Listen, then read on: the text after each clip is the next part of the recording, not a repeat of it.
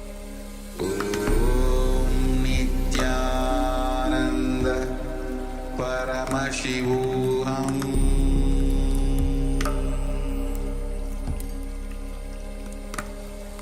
Om Nithyananda Paramashivoham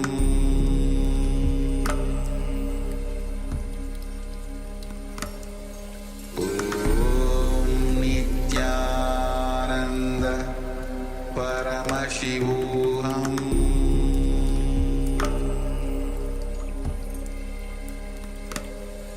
Om Nithyananda Paramashivoham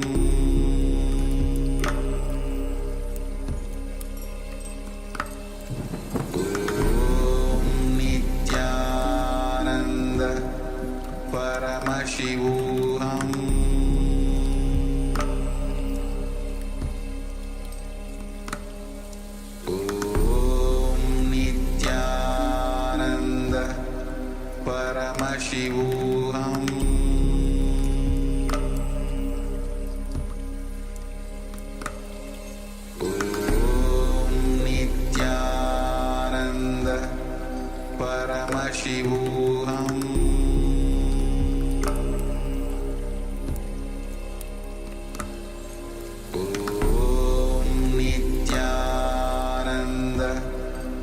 Paramashivoham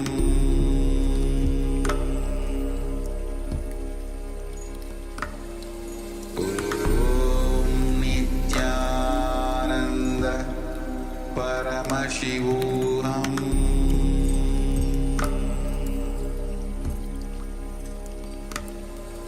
Om Nithyananda Paramashivoham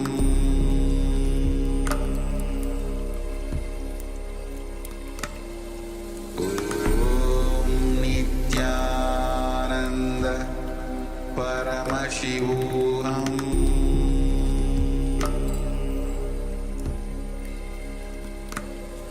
Om Nithyananda Paramashivoham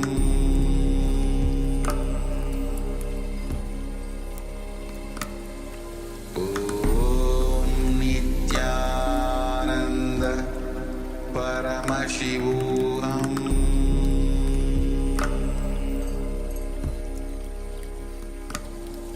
Om Nithyananda Paramashivoham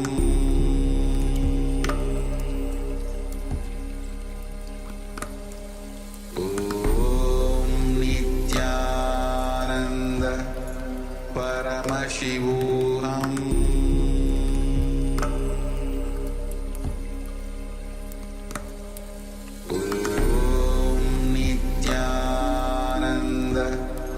Paramashivoham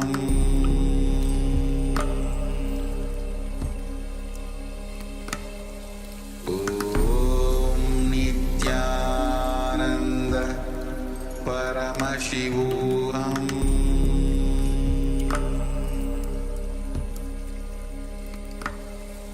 Om Nithyananda Paramashivoham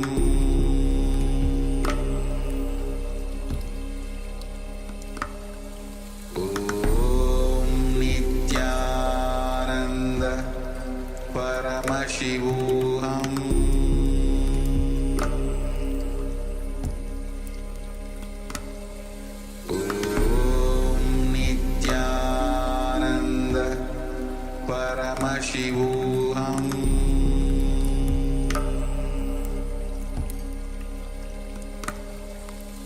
Om Nithyananda Paramashivoham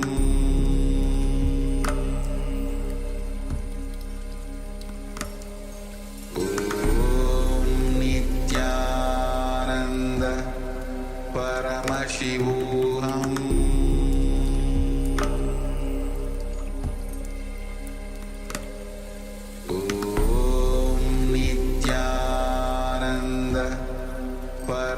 Paramashivoham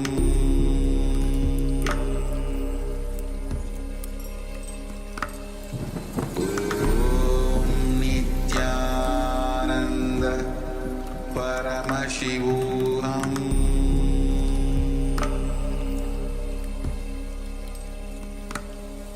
Om Nithyananda Paramashivoham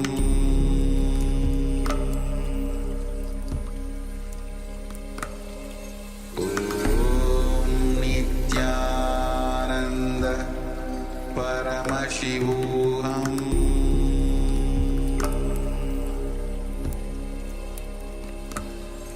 Om Nithyananda Paramashivoham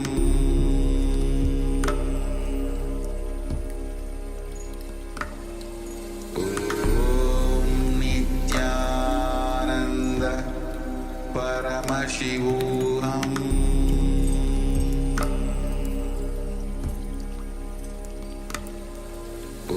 Om Nithyananda Slowly, very slowly, remove your eyelids and you can open your eyes.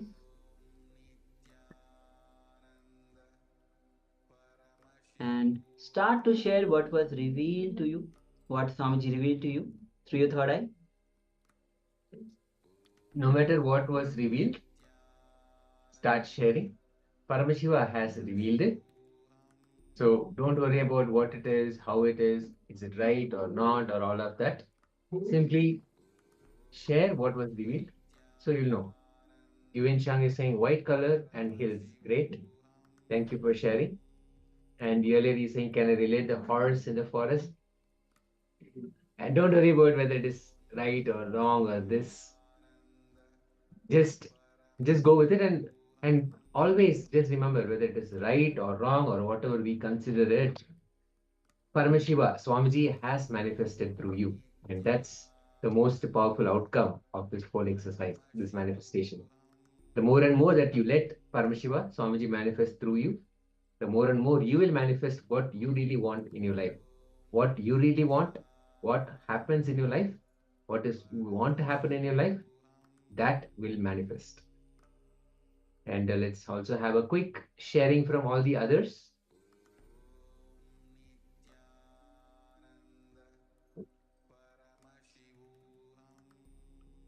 We have Nitya Paramashakti, Sri Maha Sarveshwara, Ma Nitya Shanta Yoga Mayi, Ma Guru Prasadini, and so many more.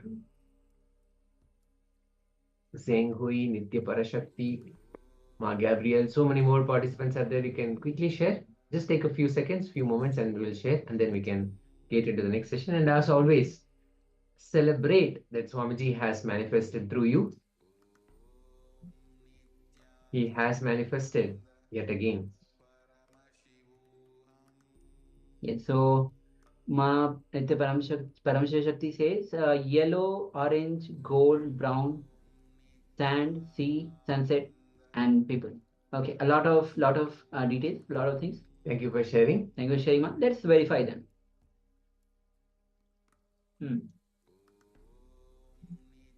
And Ma Sri Leng saying white, red, and green. Okay, great, fantastic. So what we will do is we will not go into how close it is or how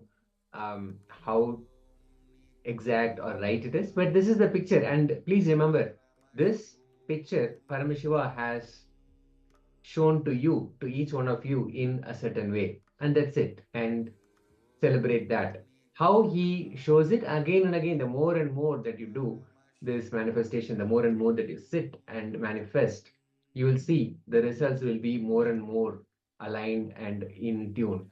So, as always, celebrate that Paramashiva has manifested through all of us. Yes. Fantastic. Use this every moment of your life. Manifest whatever you want as reality at that moment. You want the lights change to green when you're stopped at the lights. You want your boss to come late for 10 minutes. Whatever that may be. even if you want to stop the sun from setting, maybe just a little longer. So all of those powers, all Swamiji's powers are possible for us. So manifest small things, or whatever the things that you have in your life, whatever you have going on in your life, and see how it turns out. So you'll see the real power of manifestation. So with that, we'll enter into the next session. And the next session is on Kriya. Kriya for schizophrenia, cure. So this Kriya Swamiji will be himself guiding all of us how to cure the schizophrenia. So as we have seen earlier, diseases and disorders happen because of a blockage. The energy flow in our meridians is stopped. We have abundant energy in our Kundalini, the base chakra. Now, this Kundalini energy is available for all of us, and when it starts to flowing through the rest of the body, we have a very healthy and active body and mind. But whenever there are blockages in that flow, the flow happens through meridians or nadis. Whenever there is a blockage, then we have diseases and disorders, both in the mental and the physical plane. Now, what this Kriya will do is it will restore that flow. When the flow restores, the original flow of energy restores, then all our organs will just restore themselves back to their original healthy space. And when that happens, completely all the disorders and diseases will be cured. And this is a very pure and very powerful science given directly by the Sanatana Hindu Dharma. And Swamiji has revived this science and put across at least 108 kriyas to address disorders and diseases. So let us now enter into this kriya and experience this from Swamiji.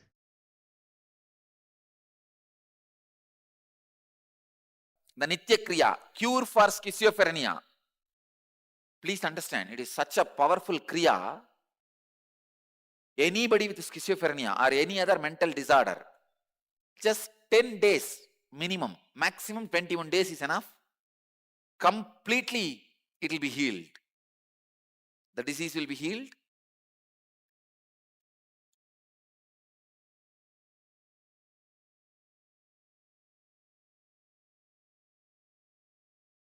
First step, Gubanasana. Sit on the floor, place the left foot at the base of the right foot. Having bent the right knee, place the right foot near the left knee. Yes, right. Let the left elbow come outside the right knee. Now hold the right toe with the left hand. Keep the right hand on the right ear with other fingers also stretched. Yes. Now people may have a problem, they are not able to do this. Try. How much you can do, do it. Yes. Do it as much as you can. But try to bend your body in this posture because it creates certain special circuit in your brain. It just awakens your brain. That much is also okay. Settle down 30 seconds in this posture. This is Yogasana Mala Sachitra book, 92nd verse.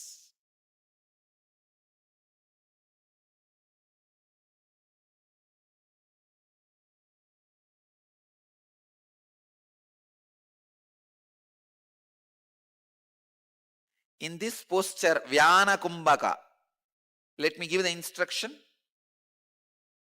Completely filling the chest and contracting the whole body during Kumbhaka with subtle concentration is termed as Vyana Kumbhaka by Devi Parvati. This is actually given by Devi Parvati, initiated. Let me give the technique. Inhale deeply through the nose, nostrils and the mouth. Hold the breath by contracting the whole body. Have intense awareness of your whole body. Let me show you.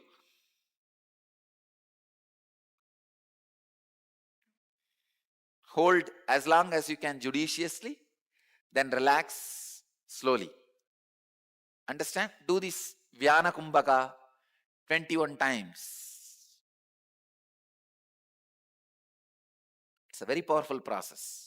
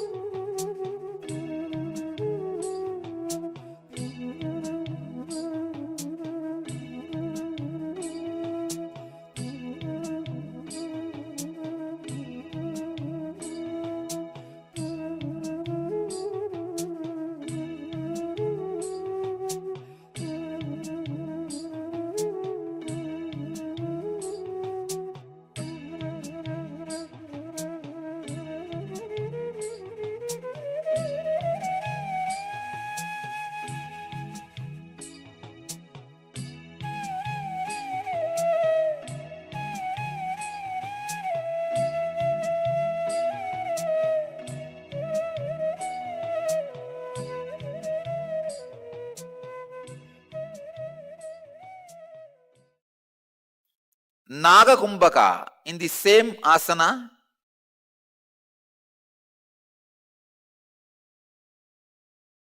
swallow the air very slowly and let the air go little by little, like eating the rice morsel by morsel. Once you are full, immediately put your chin on the chest, contract the throat. Hold the breath in this posture as long as possible. Then exhale slowly from the throat. Do this 21 times. Naga Kumbhaka.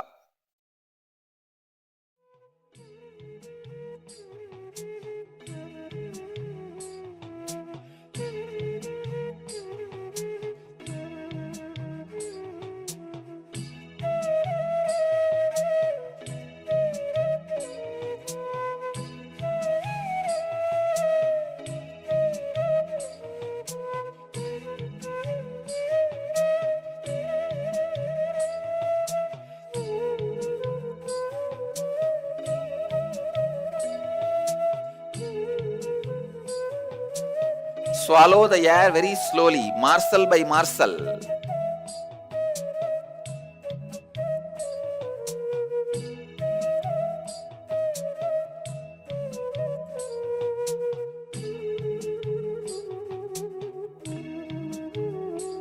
Once you are full, hold judiciously by placing the chin on the chest as long as you can. Then exhale slowly from the throat.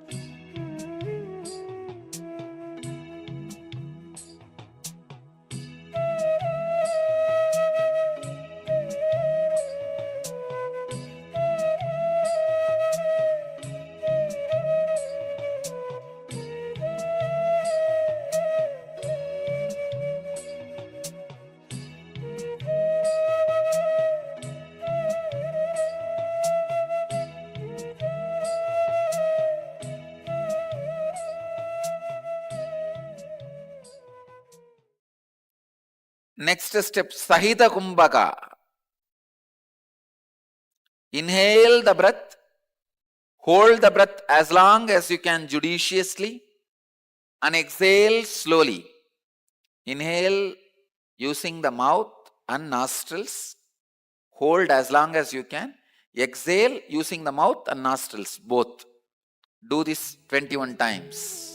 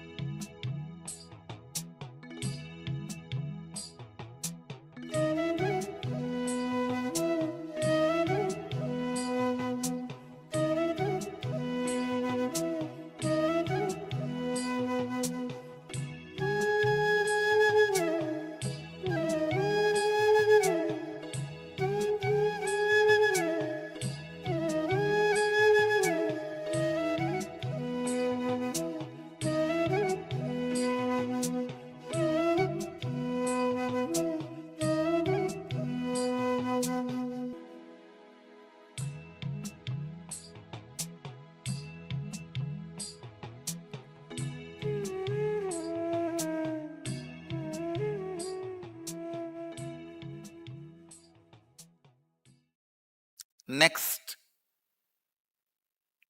Shunyaga Kumbhaka.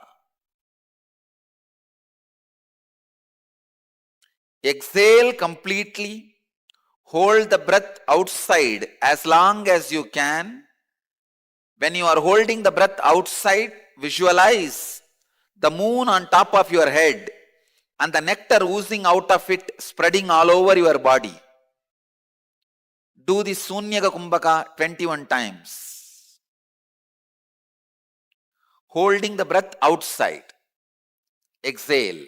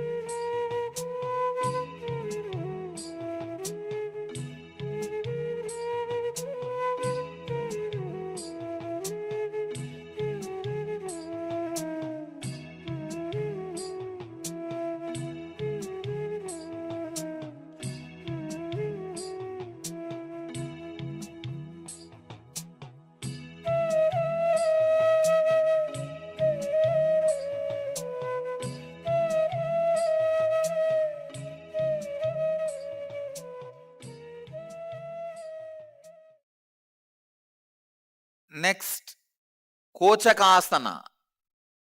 Relax. Kochakasana.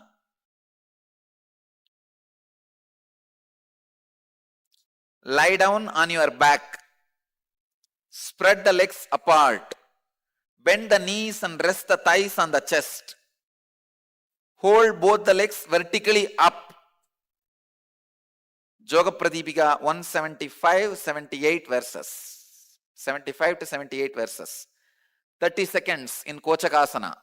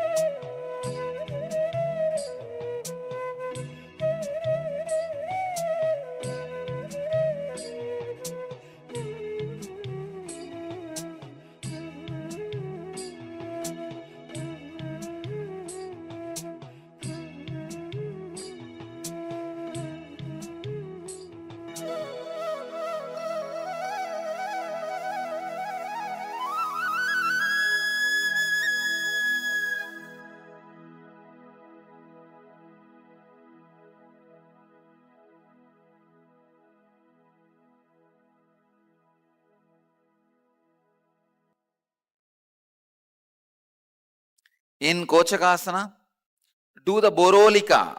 Borolika means along with the humming sound, inhale completely. Do not close the nose. Hold as long as you can. Then exhale. While exhaling, don't hum. Do this 21 times. Along with humming sound, inhale completely. Do not close the nose. Hold judiciously. Exhale. As slowly as possible, repeat this.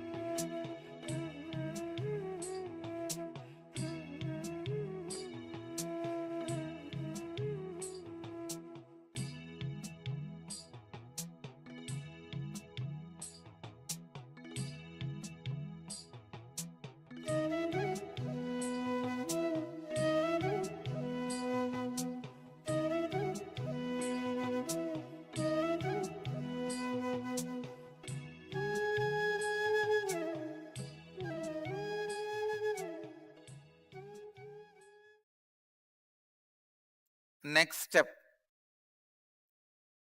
Next step is Kevala Kumbhaka. Don't inhale or exhale, just hold the breath as you are. Without inhaling or exhaling specifically, just hold the breath as you are as long as you can. Judiciously. When you can't hold, relax. Do this 21 times.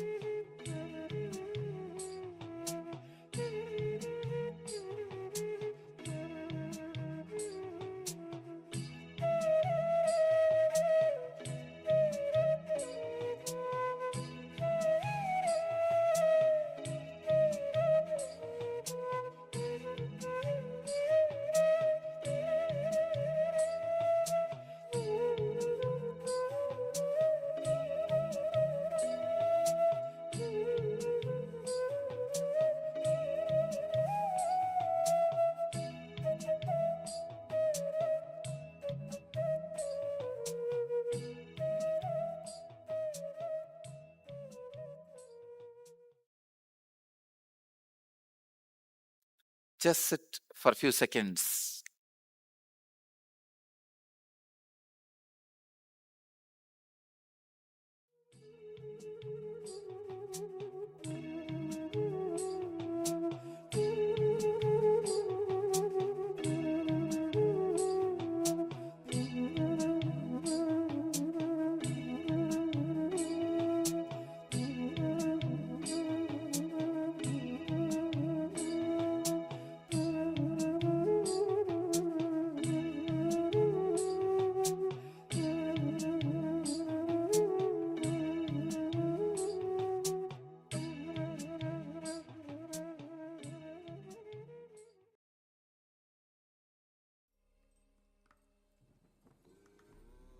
So it's a powerful process of Kriya. Let us now slowly relax from the process. Now, after every Kriya, we know that there is abundance of energy that has been created. All the blocks in our meridians are removed, and there is so much of energy that is overflowing. So sit and enjoy this space that Swamiji has given this powerful initiation. awakening the Kundalini Shakti and making sure that energy is flowing throughout our body, you will feel vitalized, revitalized, and very energized when you do this Kriya. And in the presence of Swamiji, especially when Swamiji is giving the instructions and we are following it, it's all the more special for us to follow. So with this space that we have just created after this Kriya, a space of unclutched space, let's enter into the next session, which is going to be on overcoming the fear of death. Now, the greatest mystery on the planet Earth is death. Death, fear of all fear is the fear of death. There's a short story when Yudhishthira actually asked Yama. Actually, Yama asked Yudhishthira, what is the mysterious thing in the world? Yudhishthira says, every day people are dying, but the person who is living, he thinks he is going to live forever. He is going to live for eternity. Yes. In other words, we always think death comes to others, but never to us. We never believe that death actually comes to us. Yes. So now we'll be entering into the revelation by Swamiji, where he talks about the incident death itself has no meaning. It is just one simple incident.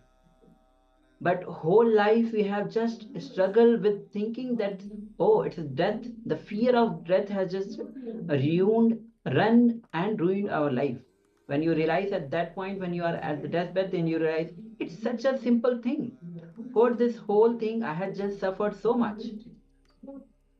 So, and all of us know this fear of death, how much is mysterious to us and how much fear that we carry with for this one thing, that is death. So let's enter into this revelation by Swamiji.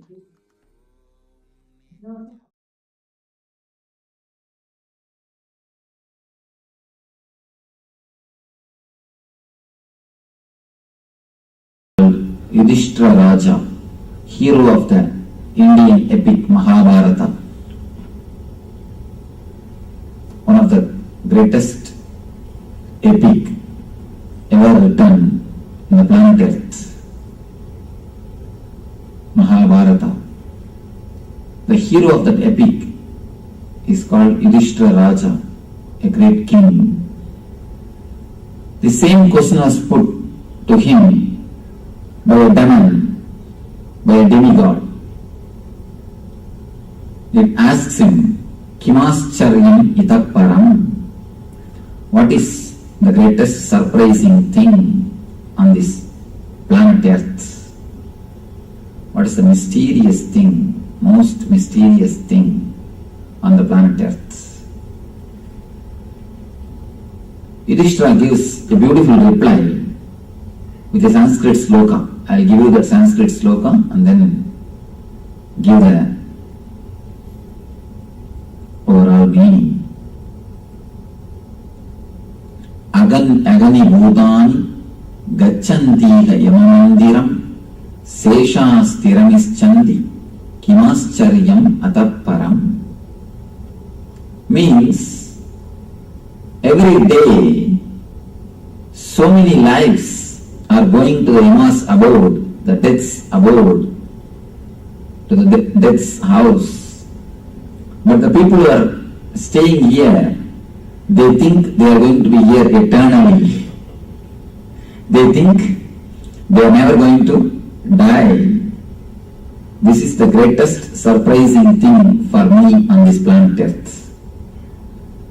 After seeing every day so many people dying, so many deaths happening, again people continuously believe, feel and live with the idea that we are not going to die, our life is not going to end. For us, it is not. We always think only somebody else is going to get into the accident. We always think only somebody else is going to die. This is the greatest mystery. death. Death is the greatest mystery, mystery of all the mysteries. God is a vague word. God is not a clear experience in your life. God is just a vague concept till you become enlightened. Even the idea of God originated, idea of God is created after the question, what happens after death? When this question was raised, many people try to give answer to this question in their own way. Many have tried to answer this question. So, somebody wants to answer. Some people created theories. Some people created philosophies. Few people created religions. Even the idea of God is created by the people who tried to answer this question, what happens after death? This is the most mysterious question according to me. From the time immemorial, so many persons again and again and again trying to answer this question. Every person who tried to answer this question created a new religion, new cult, new sect. All the religions are born out of this one question. What happens after death? What is actually happening at the time of death? Almost all the religions are born out of this one question. What happens after death? What is death? That's the most mysterious thing. Many people try to give many different kind of answers, many different understandings. Some say there are so many births. Some say there is only one birth. Some of them are in the idea, why should we bother at all, Swamiji? Forget about it. When it comes, let us face. Why should we even think of death? Let me answer this question first. Why should we even analyze, understand, think about death? Because your idea, your understanding about death is going to change your understanding about the life. Please be very clear. Your understanding about death is going to change your understanding about life. You can see the religions which believes there is only one life, they created a deep sense of hurrying everything, anxiety in man.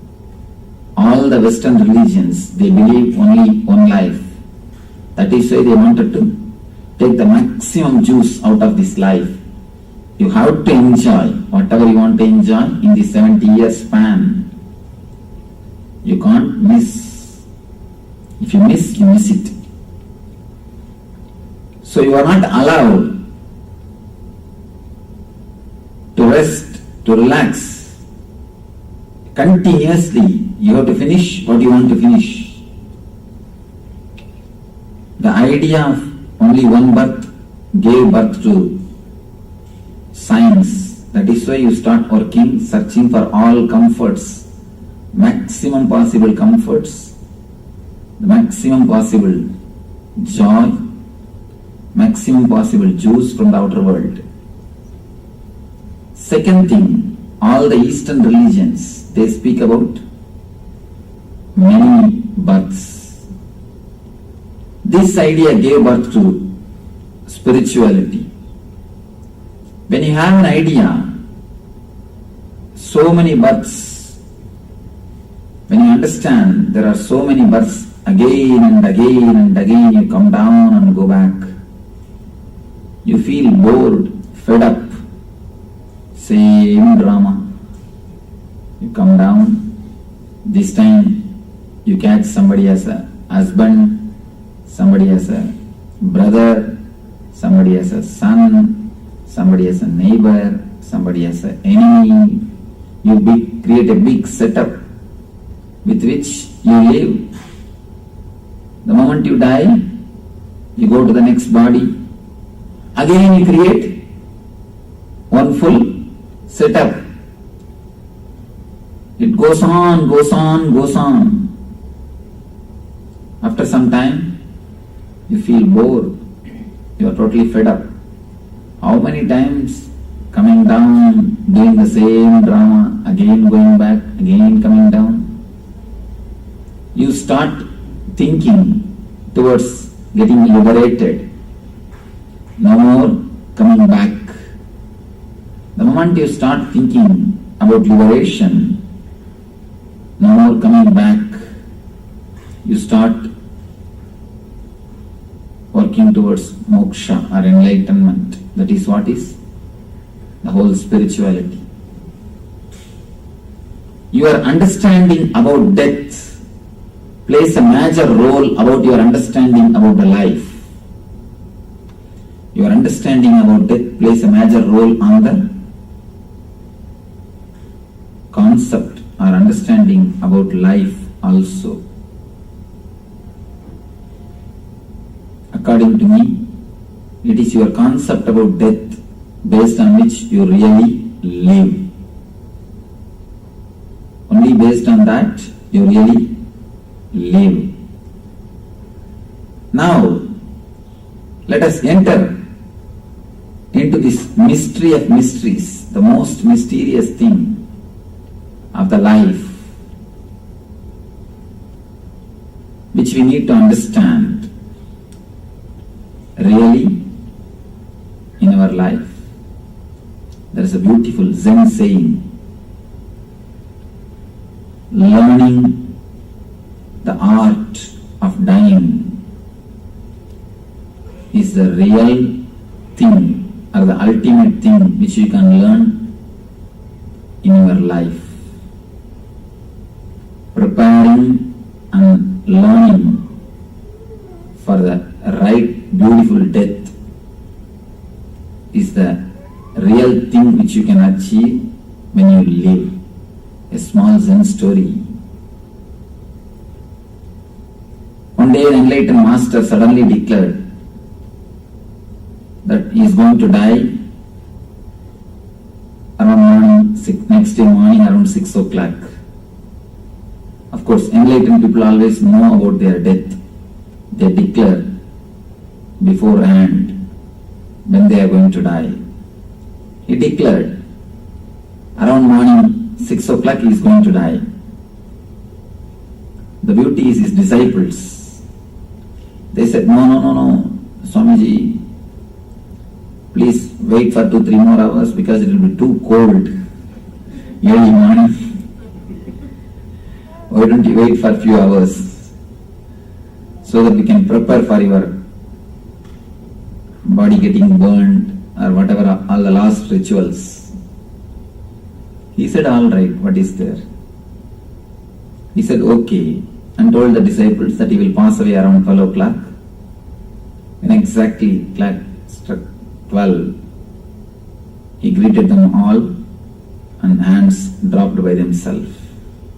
He left the body. Your understanding about death plays a major role about your understanding about the life. Your understanding about death plays a major role on the concept or understanding about life also. According to me, it is your concept about death based on which you really live. Only based on that you really live. Now, let us enter into this mystery of mysteries, the most mysterious thing of the life, which we need to understand really in our life. There is a beautiful Zen saying, learning the art of dying is the real thing or the ultimate thing which you can learn in your life. Preparing and learning for the right beautiful death is the real thing which you can achieve when you live. Now let us look into the mystery of death, which is the greatest mystery. Can anybody speak about death? There is a proverb in Tamil. Nobody can speak because who has seen has never come back. Who has come back has never seen. So, unless you see, you can't speak. But the man who has seen never comes back. Nobody else can speak about death except an enlightened man. An enlightened man is authorized because he is already dead. He has underwent the death experience. Unless you undergo the death experience, you can never become liberated. You can never become enlightened. Except enlightened man, nobody else can speak about death.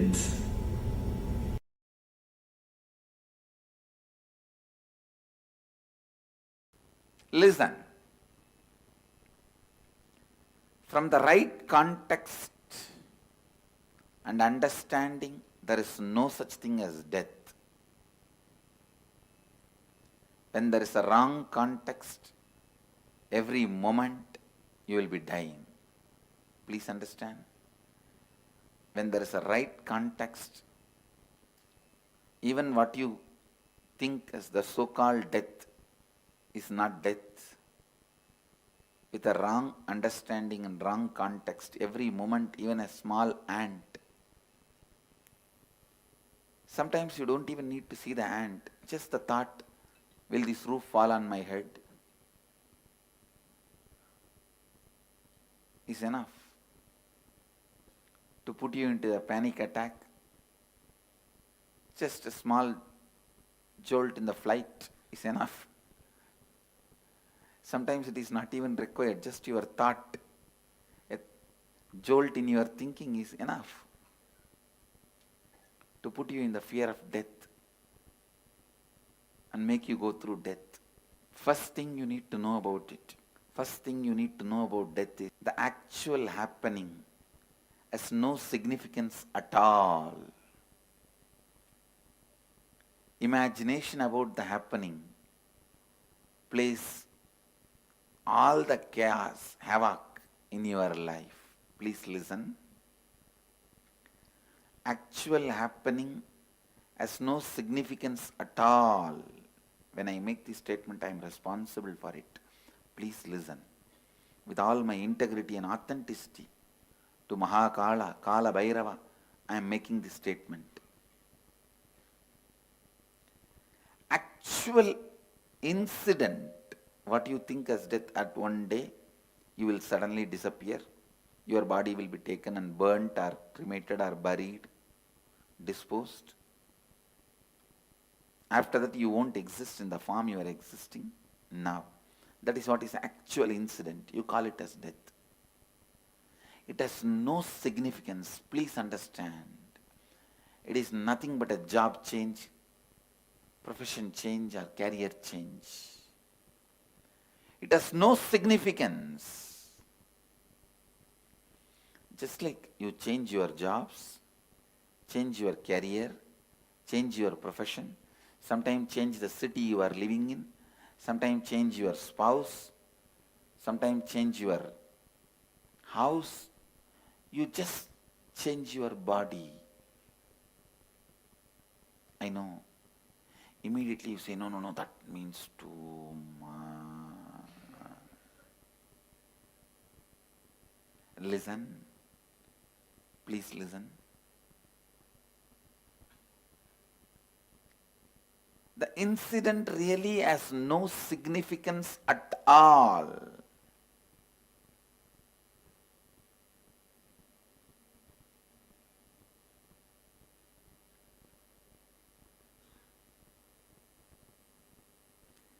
Changing your body happens so regularly in your life, it has no significance.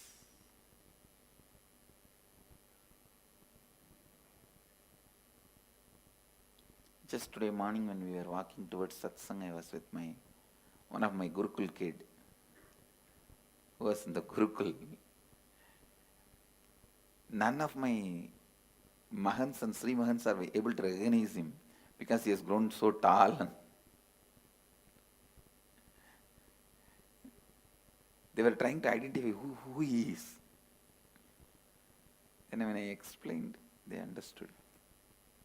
Understand, body changing has no significance. It is regular phenomena.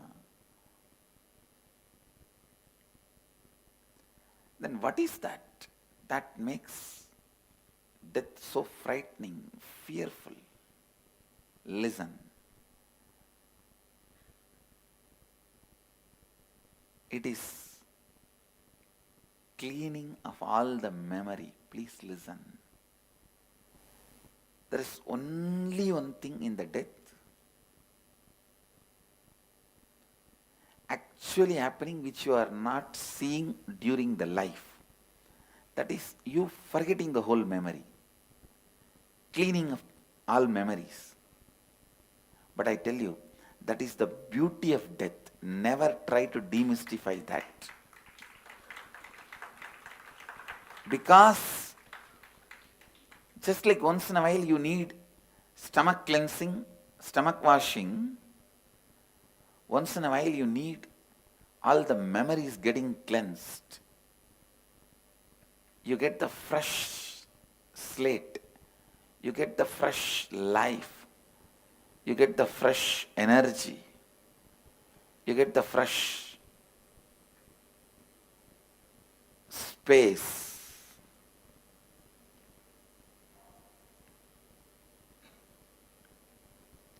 Actually, one of the most powerful blessing from Mahadeva, Mahakala is helping you to forget all those incompletions, the pain, and giving you the new possibility. But unfortunately, some of the greatest blessings you make it as a worst curse by getting frightened about it, by not having the right understanding about it, by not having the right intelligence about it. Understand, some of the greatest blessings, when the understanding is not there, can be turned into frightening curse. That is really, I can say that fear of death is the height of the human stupidity. Human beings have done so many stupid things. One, cleaning up these jungles, abusing the planet Earth by drilling and fracking,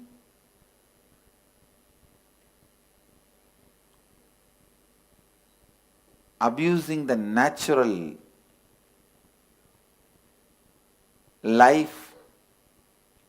Even the word natural resources is completely wrong. Nothing is a resource in the planet Earth. Everything is life. You have no right to suck other lives. Vacating so many species, driving them out of planet Earth by killing, eating, or makeup, for various reasons. Human beings have done so many stupid things. But the height of the human stupidity is taking something as a curse, which is one of the greatest blessing. Somebody goes to Ramana Maharshi and asks, Bhagavan, can you help me to get my past life memory? He laughs and says, stupid fellow, even this life memory you are not able to handle. You are in search of peace. How will you handle past life memory? No master can be compared to the rawness of Ramana Maharshi. He was born as a village boy from Tamil Nadu, and he lived throughout as a village boy of Tamil Nadu, and he died as a village boy from Tamil Nadu. His originality and rawness. Even Ramakrishna had little exposure towards the city lifestyle, West, because he was in Calcutta. He had access to those days media, Brahma Samaj, those days huge organizations, successful preaching organizations. They are magazines. Ramakrishna had access to all that. But Ramana Maharshi never moved out of that small village.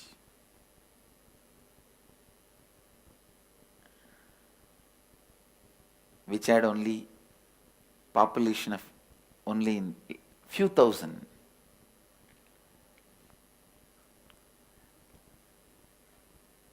Maybe 3,000 to 4,000. Understand handling of memories. It's one of the most difficult things human beings can do. Handling incompletions. When your body and mind is completely tired, sick, stuck, unable to handle any more thoughts, incompletions, Mahadeva just gives you the boon of rebooting. Come on, erase everything, delete. He presses that great delete button in your life and reboots and gives you the clean slate, new life, new possibility. It is nothing but the possibility for rewriting your future. The inner awakening given to you by Mahadeva directly is death. Death is the most powerful experiential inner awakening Mahadeva provides. It is so unfortunate. One of the biggest blessing human beings think as a curse or a situation they need to handle. Please understand. Before he takes away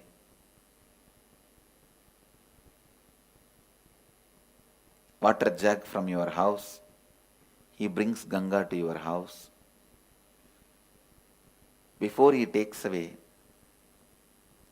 tube light from your house, he brings Chandra to your house. He is the greatest caretaker during your transition, so don't worry.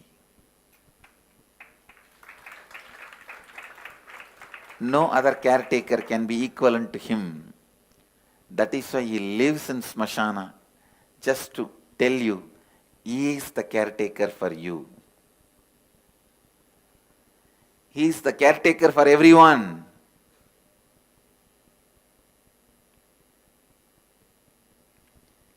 He is the greatest caretaker attending to all the beings in the transition.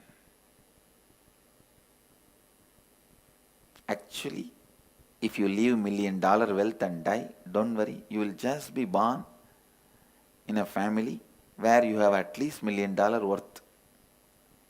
If you leave certain amount of completion and incompletion and die, when you are born, you will have the same amount of completion and incompletion. If you leave with the great knowledge of painting, don't worry, the moment you are born, simply you will pick up brush and start painting. You will have that intelligence as it is made available to you. If you had the intelligence of a great singing and you die, the moment you take birth, that whole memory will be available to you. In 3 months you will start singing. At the age of 2, I started giving discourses. No, really. I started giving satsang before even the age of 3. The Ganesha deity was given to me by my father, because I narrated the whole story of Shiva and Ganesha. When my grandfather took me to the temple, I heard some preachers and priests reciting those stories. I came back and repeated verbatim. I think because my first satsang was on Ganesha and first puja was done to Ganesha, my life is successful. He removed all the vignas. Before the age of 3, I started giving satsangs. Understand? Now I am revealing you one of the important truth. Never I read any great Puranas. Simply I will start narrating the story. Later on, when I get the chance to read the book, it will be exactly right. Whether it is stories of temples or Puranas, simply I will start telling the story. Later on, when I get a chance to read the book, when I read, it will exactly be the same, verbatim.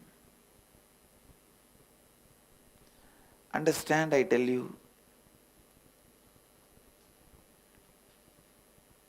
if you had so much of intelligence to write a book and great knowledge about yoga or the ability to sculpt and you die, when you take birth, the whole thing will be there as it is for you available. Just all the incompletions will be pushed back. You will be given a fresh possibility to rewrite your future. Incompletions has to be completed only by you, no doubt, but they will be pushed back and you will be given a new possibility to rewrite your future as you want. I tell you, nothing will be lost. Nothing is lost. Just fresh body, fresh mind, fresh few years for you to live. Death is just body change. Sometimes it does not even affect you like a career change or nation change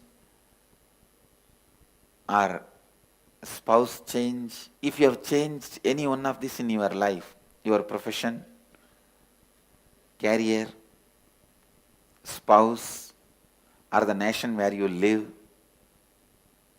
the family, if you have changed any one of this in your life while living and handled it, don't worry, death is nothing for you. I give you the guarantee. If you have done any one of this major change and were able to handle that pressure, that stress and that change, you are already prepared for death. Death will be much smaller change than any one of this change. Death has no significance. If you know how to use that moment to be free once for all, you are the most intelligent person. you are the most intelligent person. I have seen in the schools, when the classroom doors are open for a teacher to enter, some of these small kids will just run between the legs of the teacher and run away. Just like kids run away, escape when the teachers open the door to enter into the classroom. During the death, Mahakala enters in your life to remove the life. You can use that gap to escape once for all into liberation.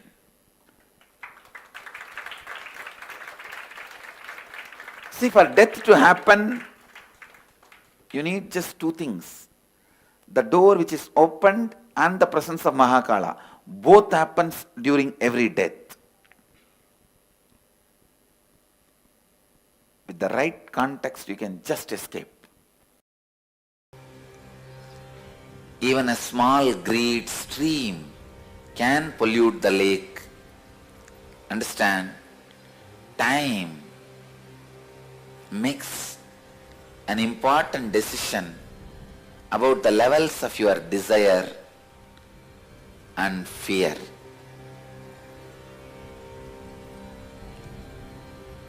Man who understands the continuity of life and death, in front of whom the vast amount of time is available, who is in the restful awareness,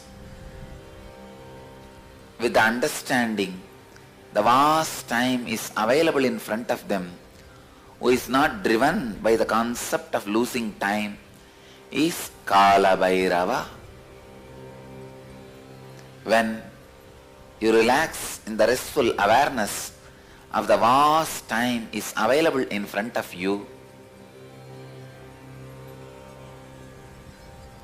time becomes your friend. Making time your friend is going beyond time, going beyond death. Then you become Kala Bhairava. Just a simple understanding. Just like birth, dream, waking, deep sleep, death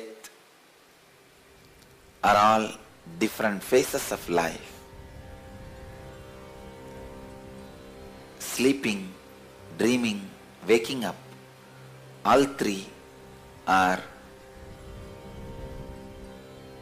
part of same life. If you are conscious, same way, dying, rebirth, the gap between death and rebirth are all part of same life if you are super conscious. Awaken to this truth. Your birth, your death, your gap between birth and death are all part of same life. I, Kala Bhairava, tell you all, you don't even need any other spiritual practice. Listen, your life, death, rebirth, gap between life and death, birth and rebirth are all part of your same life.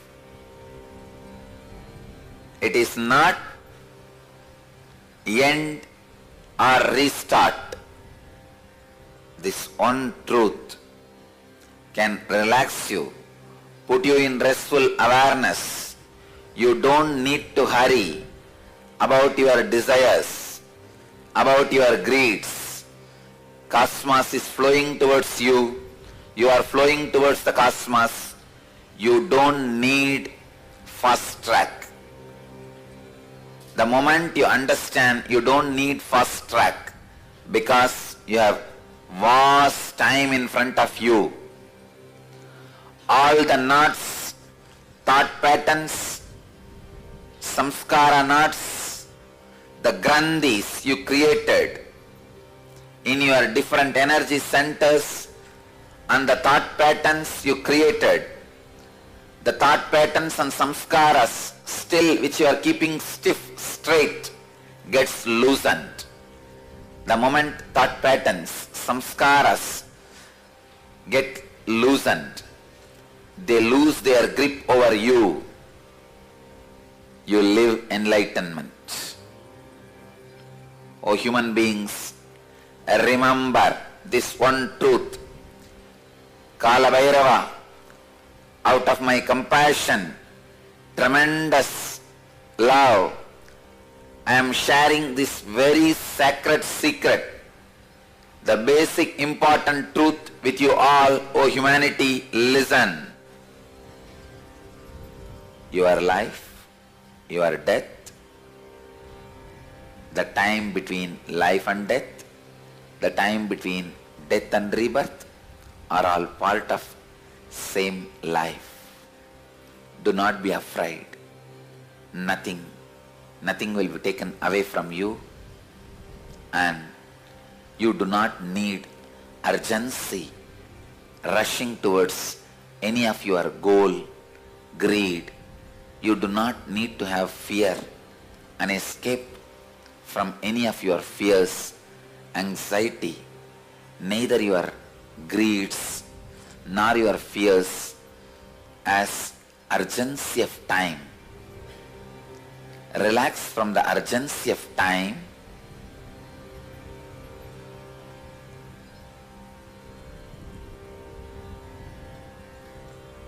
The restful awareness.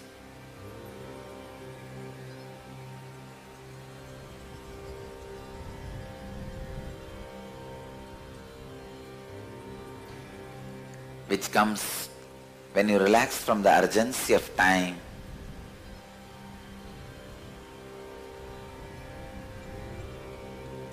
Makes vast time available in front of you.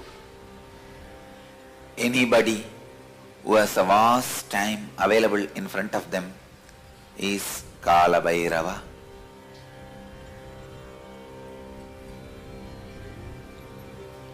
Every one of you can become Kala Bhairava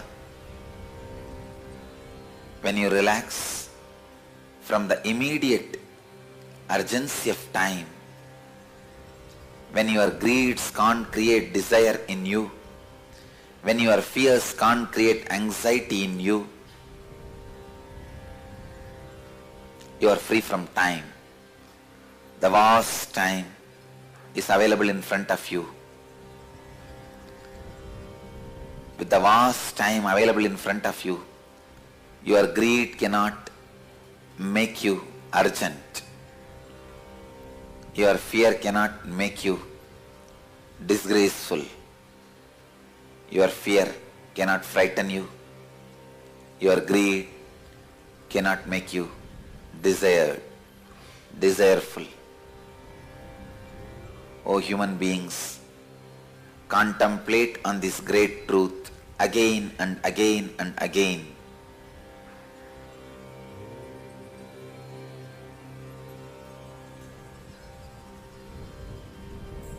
The brain which I am using to radiate this truth to all of you is capable of transmitting that very truths to all your brains, as brains do not have individual consciousness. It is just a biomemory chip in human body. I bless you all to receive the truth, to relate with the truth, to be receptive to this truth.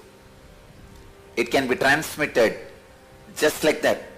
It can be easily transmitted. It can just be downloaded. Your birth, your death, your rebirth, the time between the birth and death, time between death and rebirth are all part of same long life. There is no discontinuity in the whole life. Let this one truth sink in all of you. to make you understand. Greed does not need to create desire in you.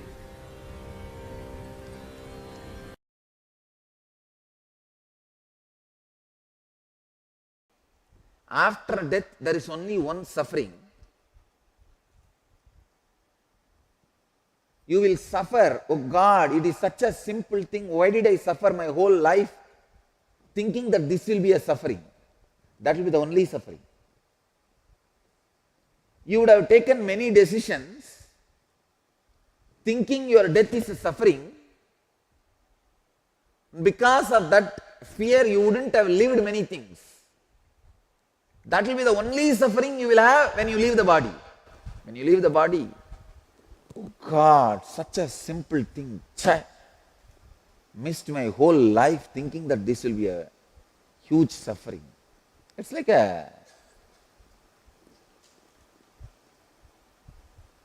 you know, there was a huge treasury in a cave, but you have been misinformed that entering the cave will be highly dangerous. You may bleed unto death and all that. But suddenly, somehow, by mistake, you are lost in the forest and you walk this way, that way. Finally, you cross a thorny bush, get scratched all over the body, but small wound, not dangerous, not like death or huge. Thorny bush, and here and there your body is scratched and you will have a little bleeding, but you reach that cave. What will you think? Oh God, only these few thorns. What a foolish idea I was in. I thought I'll literally die if I reach this cave. But now I realize it is only just few thorns, nothing more, nothing else.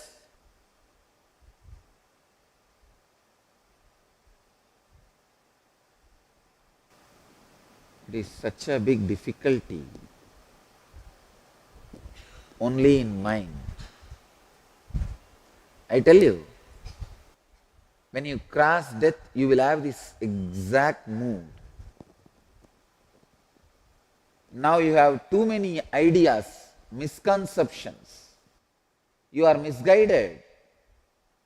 Death is huge happening in your life. I tell you,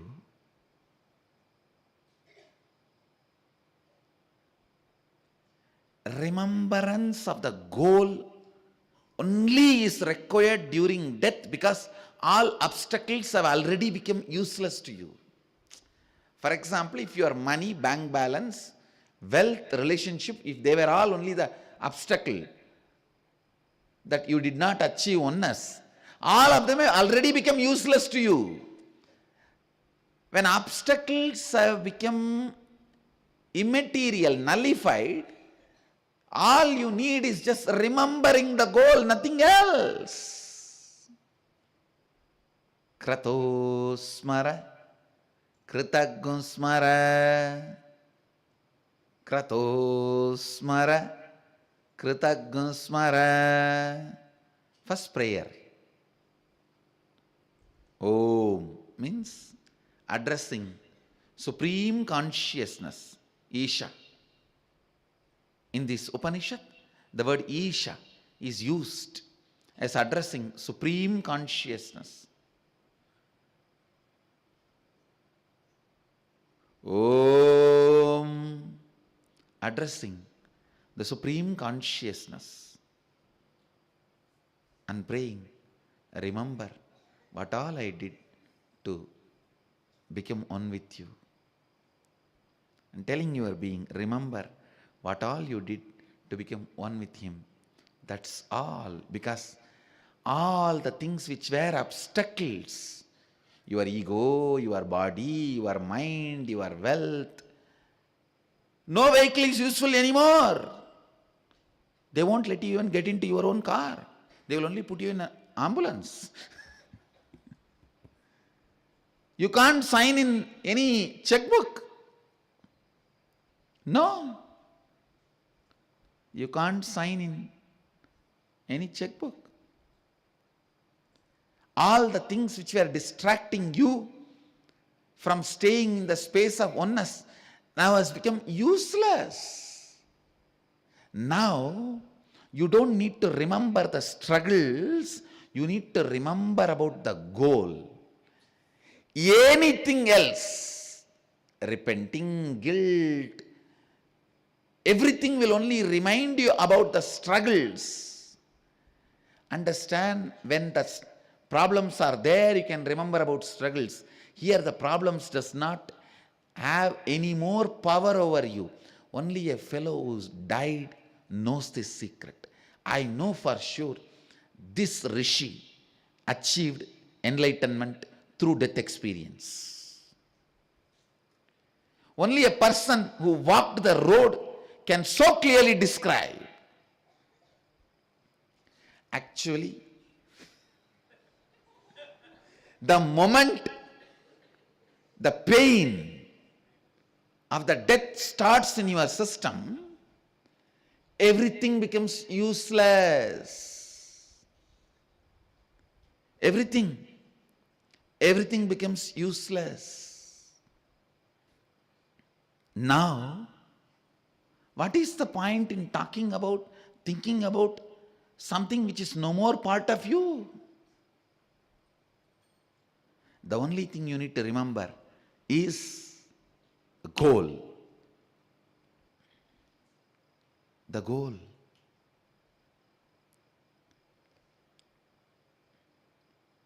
Actually, you will become the being which you never imagined you can be by the time you reach the death.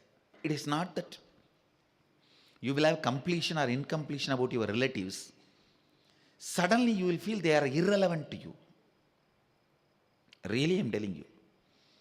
The closest relationship you think will look almost unknown and irrelevant. Who is this guy? I don't remember him. No, really. The person will become irrelevant to you. At the most, you may see Guru's form,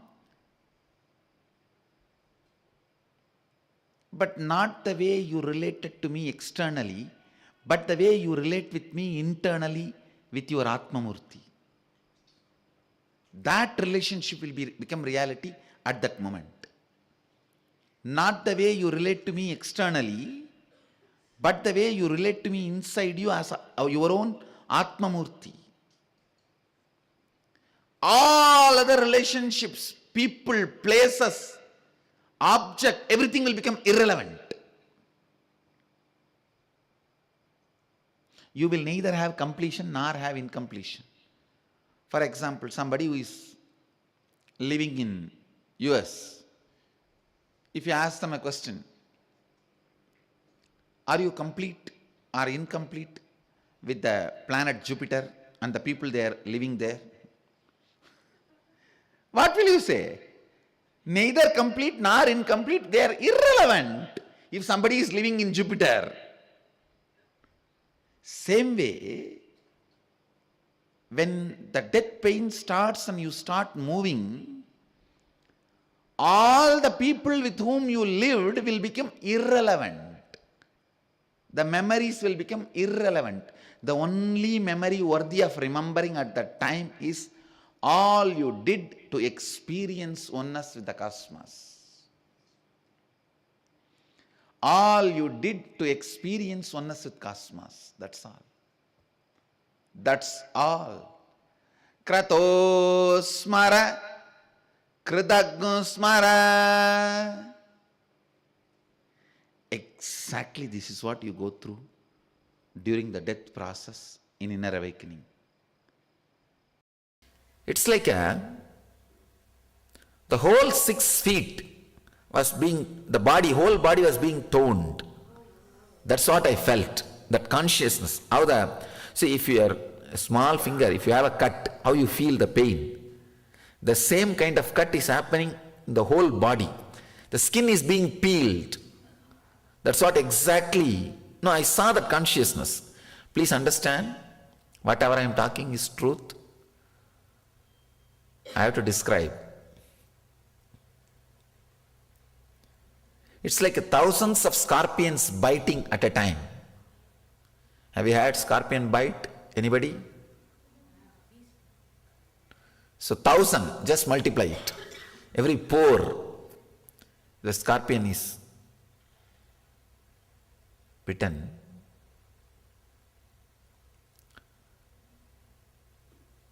It's like one side that soul is saying, soul means not the pure consciousness, the soul associated with all the engrams, desire, guilt, greed, lust, fear, anger, pain, pleasure. You see, when the pure soul added with all these engrams is called individual soul. Individual soul, when all the engrams are taken away, called pure soul. Pure soul is the cosmos. I can say individual soul. The individual soul was having a terrible suffering. The individual soul wants to stay in the body and enjoy. But body is saying, no, I am tired, I can't hold you anymore. I am done. Body just wants to relax. So the fight between the body and the individual soul is happening. The fight between the body and the individual soul.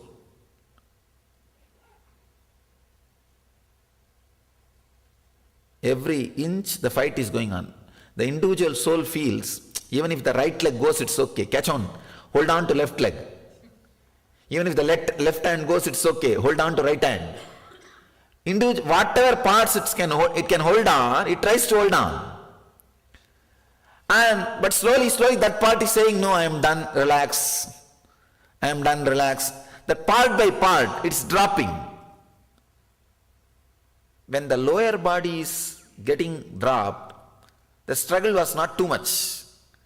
Only when that higher upper body it started, I could see very clearly the pulsating pain. I can say the whole being was vibrating with pain.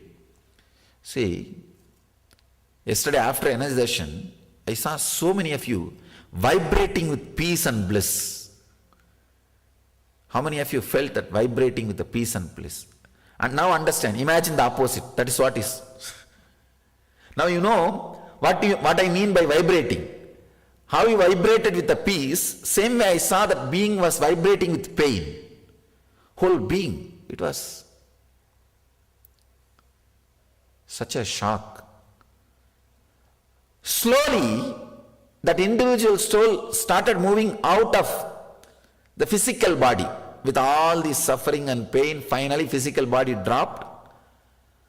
When the breathing stops, that is the moment individual soul leaves the physical body. Then starts the next level fight, the next level body, the prana sarira, the next level body, that fight starts. See, there are 7 layers in you. I'll give you a simple description now for you to understand. It's a 7 part of you. The body made out of flesh and bones and blood. This is the first layer, first body, physical body. The energy which is moving in you as a prana. See, in the 5 kind of air circulation happens in you. Prana, vyana, udana, samana, apana. Means going in, staying in, spreading all over the body and coming out and cleaning. These are the 5 air process happens in you. Going in, staying inside the body, spreading all over the body as an oxygen, as a life force, coming out and cleaning. Cleaning means even through skin, even your sweating is because of the prana movement only. Just sit, this morning freshness, that beginning mind. No meditation, no mantra, no concentration, not even trying to be aware. Just sit with closed eyes. Whatever can happen between you and me, let it happen.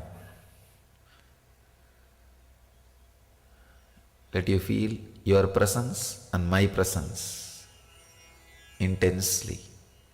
That's all.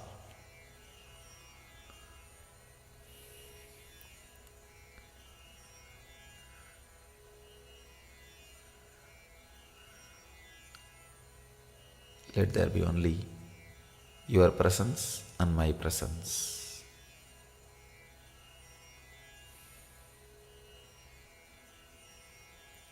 Do not meditate, do not concentrate, do not repeat any mantra, just sit. Whatever happens, allow it to happen. Just cooperate.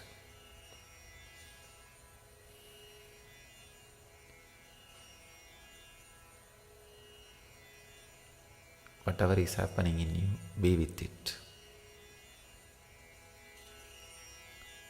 You can open your eyes.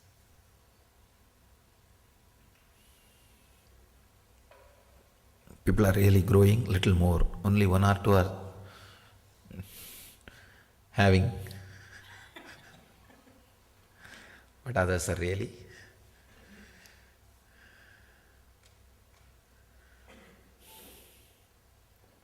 This is the scale with which I measure the depth of the person who can sit with himself without any entertainment or a technique or a method. That is the moment we know how the being is. How the being is. Even a meditation technique is little makeup. Without even a technique, just as you are, how you are.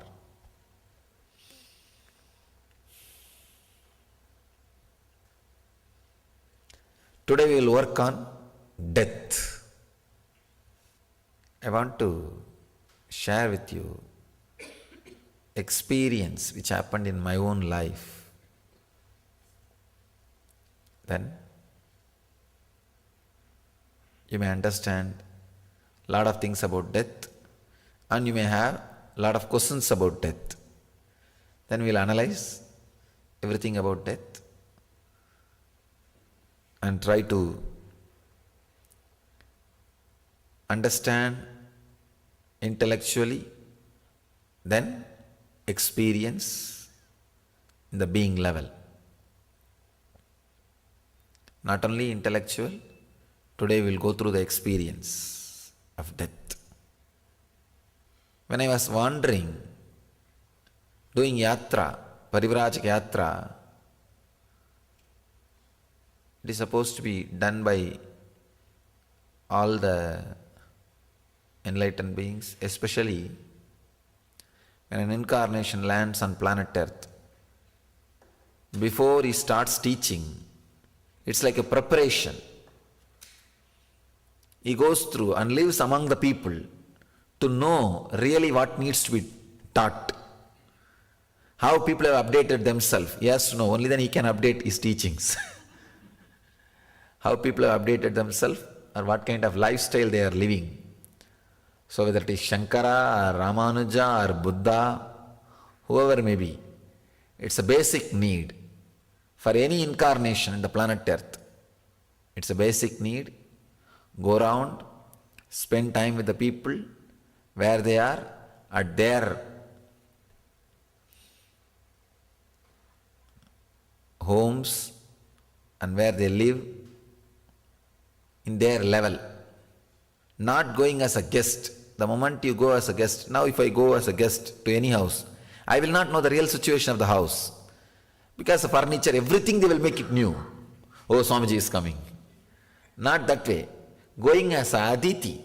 Aditi means not informing the date you are coming. Titi means date. Atiti means who goes without the information of the date or time of arrival. Going as aditi. Just walking in and living with them. It's a basic condition for any incarnation before he starts teaching. I can say all the Indian masters, Shankara, Ramanuja, Buddha, Swaminarayan, all Indian masters, they have done this it is a basic need. I can say only the people who have done this yatra as a rich experience, as something solid to contribute every being, because they know what people need. They know what people need. There are some enlightened beings, but who have not done this kind of yatra. They were not able to help millions. They were not able to help large number of human beings. For example, Ramana Maharshi. Ramana Maharshi is a great master, no doubt, but he was not able to contribute to large number of people. He was able to contribute only the people who gathered around him. That also only one path, one method. I am not underestimating or anything. I am just stating the fact to all of you. But when a master takes up this kind of yatra, so much of enrichment happens in his very understanding about human beings. So now, you see, as an enlightenment experience, Buddha, Ramakrishna, Ramana Maharshi, everybody is one and the same. But the expression becomes very sharp. Expression is what is directly going to be helpful for you, useful for you. Expression becomes very sharp, very clear, user-friendly. That's the right word. User-friendly. When an incarnation takes up this Parivrajaka Yatra, so I became more user-friendly when I go and live with them, because I know what really they want, how I can add to their life, what is the exact term I need to use to express the truth. Even this word user-friendly. So spirituality as a user-friendly version. So making it more user-friendly is the purpose of Parivrajaka Yatra. We call it spiritual journey. You are supposed to walk. There are some technical details. You are supposed to walk up to Rameshwaram, Puri, Dwaraka and Joshimath. These are all different places. If you are not from India, don't get confused. It is like a south, north, east, west corners of India. And there are 12 major Shiva temples spread all over India. The Jyotirlinga temples. So you are supposed to visit all that 12 Jyotirlinga temples. When I was doing that yatra, I think it took 9 years for me. But I started my yatra in a very young age. Even when I was in the home, I'll go and come. I'll go to different temples. I'll take up every year Sabrimala yatra. That different yatras I'll take up. Small. I'll come back. But this at one stretch took the yatra. It was I can say it added so much of understanding into me. Not enlightenment itself. Please understand. The enlightenment itself did not happen because of this yatra. Enlightenment happened different reason. Or I can say meditation, or that is the reason for enlightenment. But this yatra added so much of understanding that I am directly productive to the society. I am able to directly contribute to the society. I became user-friendly. I became a lot more simple, and I am able to connect with people, exactly what they need, what I can contribute. That became a lot more easy. So I always feel, even for my brahmacharis, I feel that they should travel, and I send them sometime, do this kind of yatra. It really adds so much to you. And India is a very safe country if you wear this cloth. I am really telling you. This cloth, India is a very safe country. Especially if you move towards north, nobody will ask you ticket or everybody will give you food. India is very safe country if you are with this cloth. Only you should not disturb others, that's all. I was doing my Parivrajaka Yatra. One place near Varanasi, not Varanasi itself, near Varanasi. Varanasi is the, I can say, the spiritual headquarters of Hindus. Once in a life, everybody has to visit Varanasi and have darshan of Vishwanath. That's a tradition. 300,000 people come inside that city per day. The population is 300,000 city. 300,000 people per day in the city. I think largest floating population in the world is that city only. It's more than, I think, 4 times more than Vatican. So per day 300,000 people come inside the city, like floating population. It's a spiritual headquarters.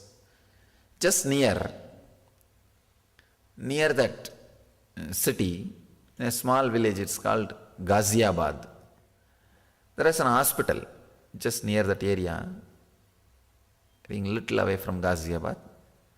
One sadhu was sick, so he was in the hospital, ICU, intensive care unit. Don't imagine American intensive care unit. Here we use the same word, but not same instruments. One sadhu was sick and he's in dead bed. Sadhu means a monk. One monk was in dead bed. In the north, the tradition is that any elderly sadhu, monk is sick, the youngsters, the brahmacharis will take care. So I was a young sadhu, so I naturally felt I should take care. I was staying in that village. So I went and started attending him, taking care of him.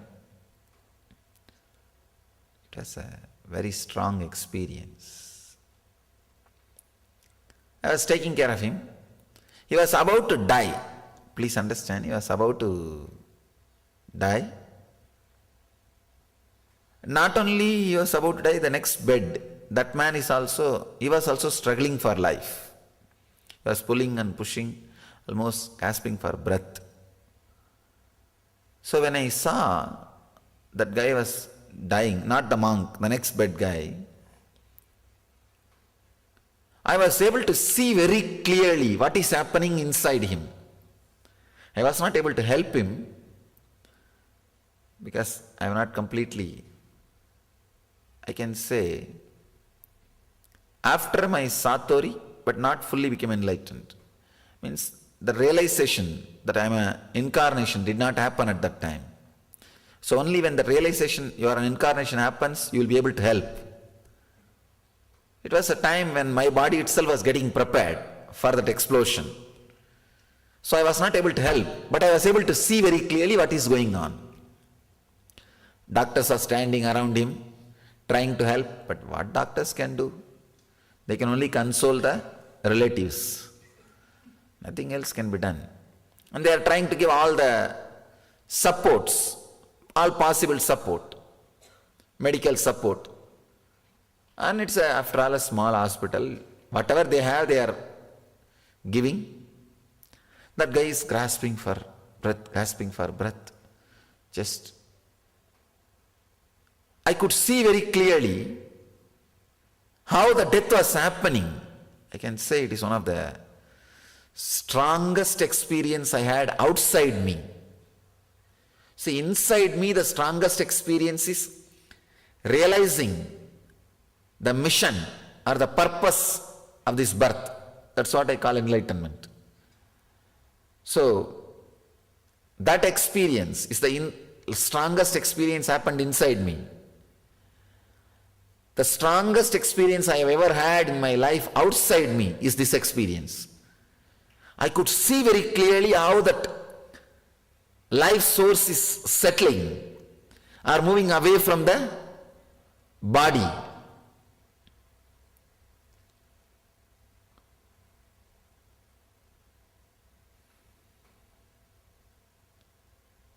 First, actually, when I was able to see, I couldn't tolerate.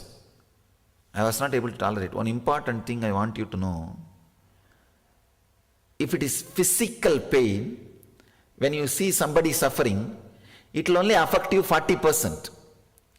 If it is a mental pain, depression, when somebody is in depression, if you see, if you are able to connect, it will affect you 60%. If the pain is emotional pain and you are able to see and connect, it will affect you 80%. The more subtle the pain is, more you will also be affected. You understand what I am saying? If the pain is physical, other person's pain is physical, you will be affected only some 30%. If you see an accident, you will be affected only that much. But if you see somebody in a deep depression, and you know the purpose and the whole history and everything, it affects you at least 60%.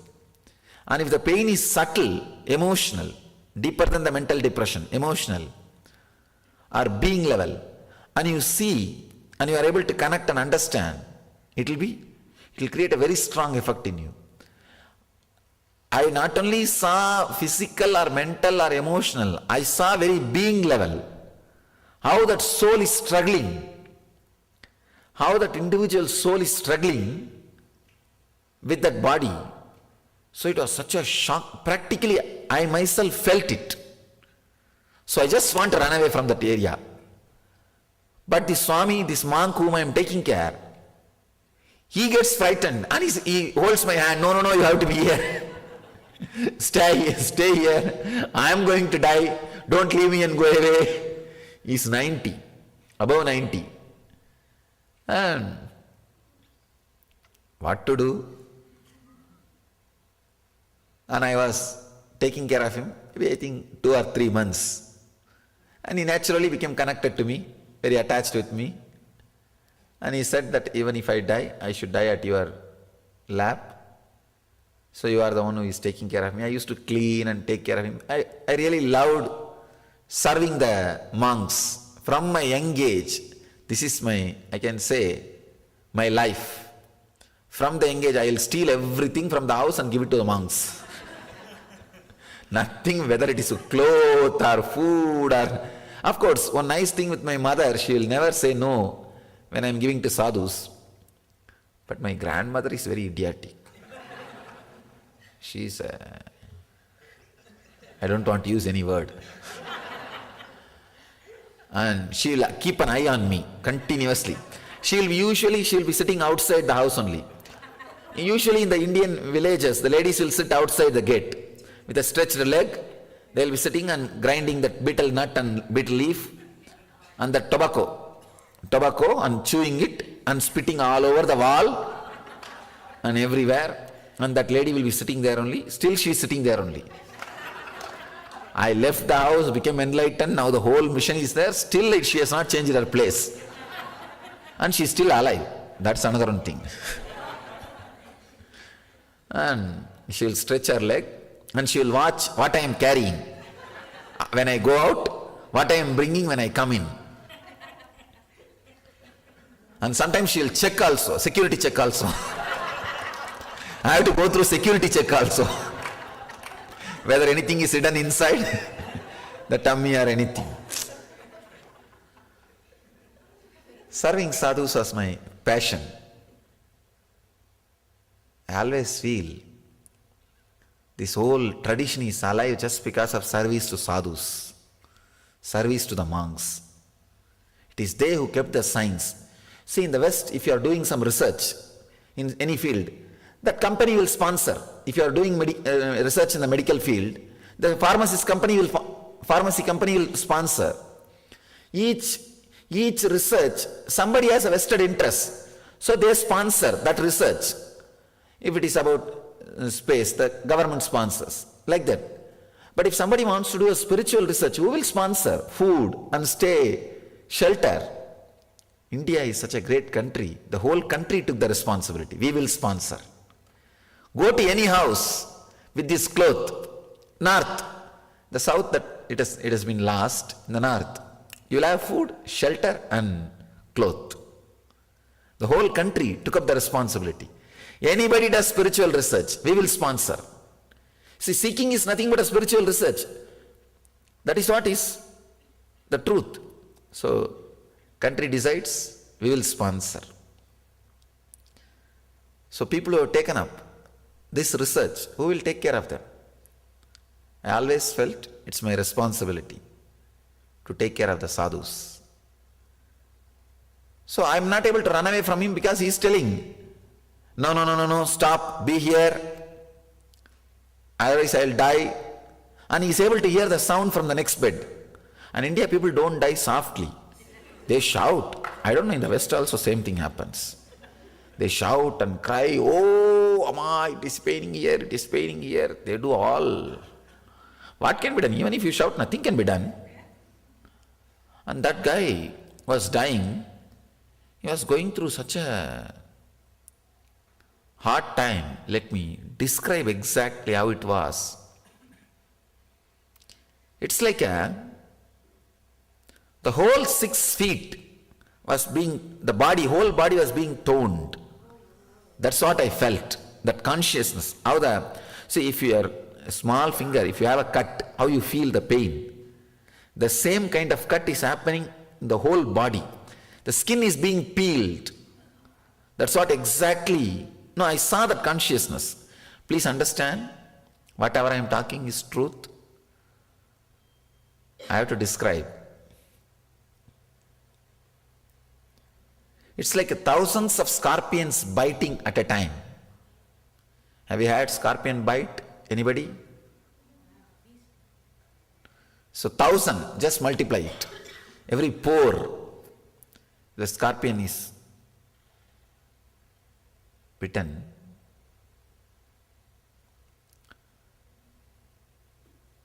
It's like one side, that soul is saying, soul means not the pure consciousness, the soul associated with all the engrams, desire, guilt, greed, lust, fear, anger, pain, pleasure. You see, when the pure soul added with all these engrams is called individual soul. Individual soul, when all the engrams are taken away, called pure soul. Pure soul is the cosmos. I can say individual soul. The individual soul was having a terrible suffering. The individual soul wants to stay in the body and enjoy. But body is saying, no, I am tired, I can't hold you anymore. I am done. Body just wants to relax. So the fight between the body and the individual soul is happening. The fight between the body and the individual soul.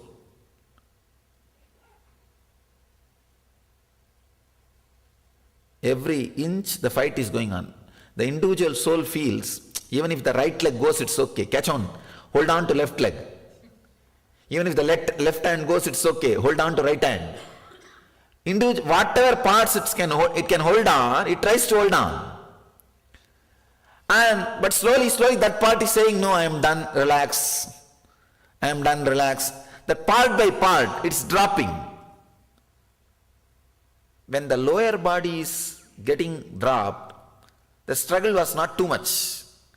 Only when that higher upper body it started, I could see very clearly the pulsating pain. I can say the whole being was vibrating with pain. See, yesterday after energization, I saw so many of you vibrating with peace and bliss. How many of you felt that vibrating with the peace and bliss? And now understand, imagine the opposite. That is what is. Now you know what I mean by vibrating. How you vibrated with the peace, same way I saw that being was vibrating with pain. Whole being, it was such a shock. Slowly, that individual soul started moving out of the physical body with all this suffering and pain. Finally, physical body dropped. When the breathing stops, that is the moment individual soul leaves the physical body. Then starts the next level fight, the next level body, the prana sarira, the next level body, that fight starts. See, there are 7 layers in you. I'll give you a simple description now for you to understand. It's a 7 part of you. The body made out of flesh and bones and blood. This is the first layer, first body, physical body. The energy which is moving in you as a prana, See, in the 5 kind of air circulation happens in you. Prana, Vyana, Udana, Samana, Apana. Means going in, staying in, spreading all over the body and coming out and cleaning. These are the 5 air process happens in you. Going in, staying inside the body, spreading all over the body as an oxygen, as a life force, coming out and cleaning. Cleaning means even through skin, even your sweating is because of the prana movement only. So 5 air movements are happening in you. All the 5 air movements are called the second body, second layer body, prana sarira. The third, the inner chattering which goes on continuously in you. The inner chattering is the third body, mental body. Fourth, the emotions which you are experiencing, fear or greed or anger, the emotion which spreads all over the body without the usage of words. Please understand, there are some emotions which can shake your whole being without the usage of any words. No need for any word to be uttered, but that emotion can shake you. That is what is fourth layer body, emotional layer. The fifth is the body you experience in the deep sleep. Body you experience in the deep sleep, where all the engrams are in a seed level, in a causal level. They are not giving you any experience, but they are not dead. In the causal level. This is the fifth layer. Sixth layer, the cosmic body, where you experience bliss. In your life, at least once or twice, you would have experienced bliss. That is the sixth layer. Sixth layer only continuously inspire you to be a seeker. If you are a seeker, seeking continuously, sixth layer is very strong in you. If you enrich the sixth layer, your whole life will be blissful. So that is the sixth layer. Seventh is the enlightenment, the ultimate enlightenment itself. So these are the 7 parts of you. It's like a 7 spare parts of you.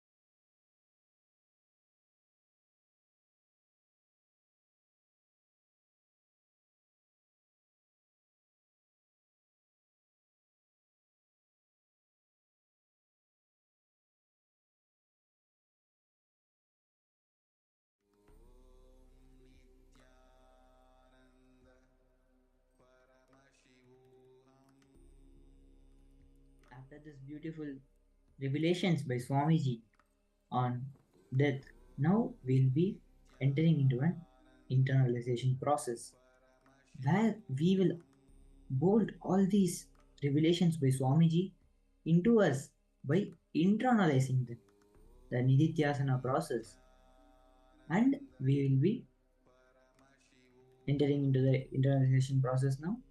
Step 1. Write the earliest concepts, all your childhood memories and beliefs you received about death. You may have experienced various different ideas from your parents, teachers, relatives, and the society around you. Example, death is inauspicious. It is a punishment from God. This could be one of the examples that you would have received as a result of the ideas of someone else, but not as someone else. It may be our parents, friends, or the society around us. This is the step 1. And write down your experiences about the first death experience you directly encountered in your life. Example, it may be the death of a near and dear one or a neighbor. So now we'll be doing these 2 steps. I'll be repeating the steps once again. Write the earliest concepts, and ideas you had about death that you have imbibed from others. It could be the society around us or the parents or friends, whoever it may be, whoever we were close to, they would have told us, and we would have imbibed the idea about death from them. The step 2 is to write down the first experience of death you directly encountered in your life, the experience how you felt when you saw the first death happening with your own eyes. You were there in the death that had happened. So write these board down. We'll also be projecting the instructions for all the participants to write down. Yes. Now let us begin.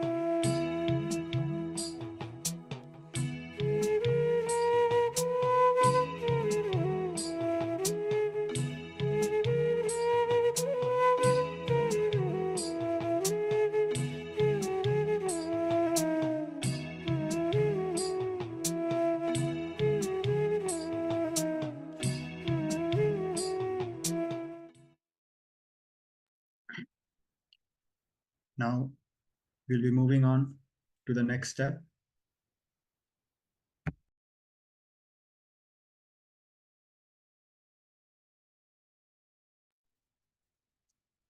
What was the impact on you and your first near and dear one's death? Relive the whole incident and vividly describe that experience. Now look into every relationship in your life that you are attached to, where you don't want that person to die and you are not ready to even think that person will die one day. Make a list of all such people and describe what will happen to you if they die. Requesting all participants to continue the process. We are going to project these steps also.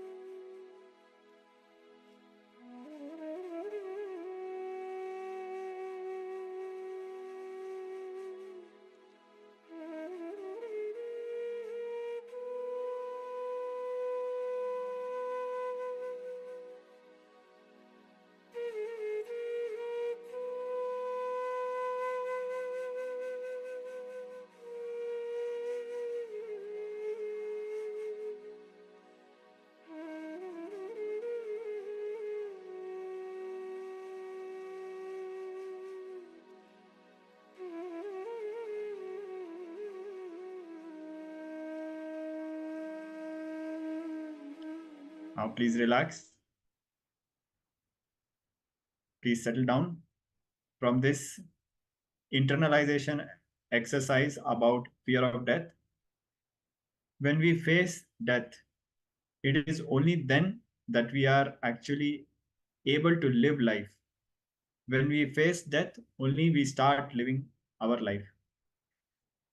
Now we'll be moving ahead from this new beginning and manifesting powers. So we'll have a unique third eye power manifestation session. Requesting all participants to get ready. So it'll be a very interesting session, and I'm very sure all the participants will enjoy this a lot. Requesting all of you to please quickly gather your blindfolds, or you can just take a handkerchief, or if nothing is there, as a last resort, you can just close your eyes. So we'll be projecting an image, and you have to look at that image through your third eye and describe it vividly. So this time we'll be having only one image today. So please sincerely participate. It will be a very interesting and joyful round. Yes, I see many participants are ready. Wanging Singh Ayya is ready. Ma Nitya Parashakti is ready. Ma Nitya Shulini Durga is also almost ready. Ma Swiling Nitya Shanta Yogamai is also ready. Great. So please settle down. Sit with your head, neck, and spine in a straight line. Chant the Mahavakya. Om Nithyananda Paramashivoham. Connect with Swamiji. Understand Bhagwan Paramashiva has come down as the Supreme Pontiff of Hinduism. Bhagwan Shri Nithyananda Paramashiva. Understand you are Bhagwan Shri Nithyananda Paramashiva. Any other identity, just drop it. Any other identity is delusion. Now, look through your third eye, gently, as if looking at a rose. Very shortly, we are going to project an image. Look at it gently through the third eye. And after you have manifested the power, we'll be giving you some time to describe it vividly. If you do not have an eye band, quickly close your eyes for the moment, as now we are going to project the image. So now we have projected the image. Look at it through the third eye. We will be giving you some time to manifest this power. Om Nithyananda Paramashivoham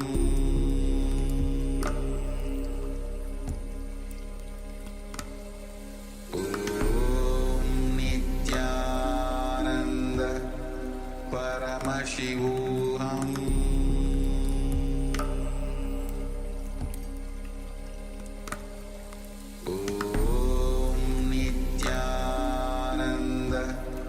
Paramashivoham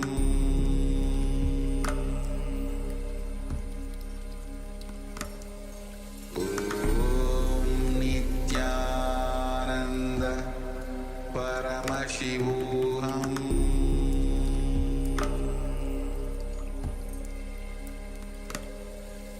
Om Nithyananda Paramashivoham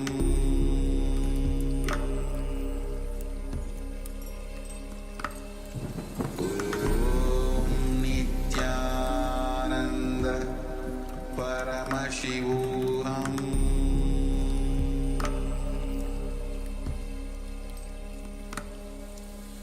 Om Nithyananda Paramashivoham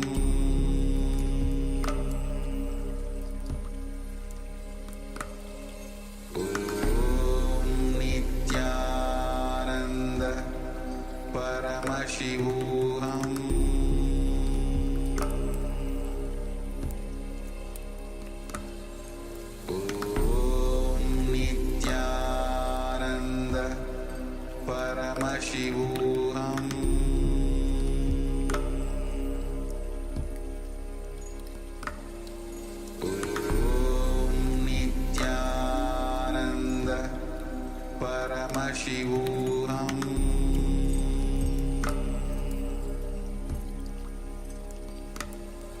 Om Nithyananda Paramashivoham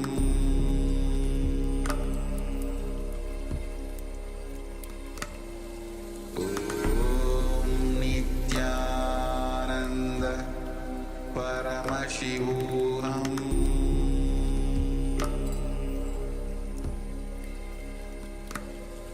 Om Nithyananda Paramashivoham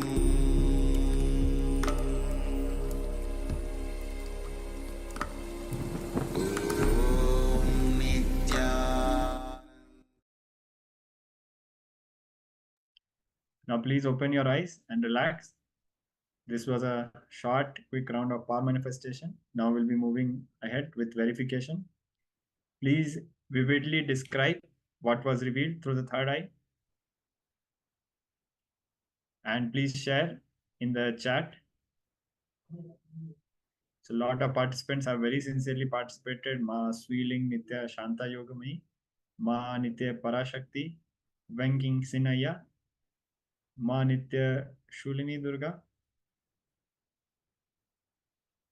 and all other participants who have, please share the revelations of the third eye.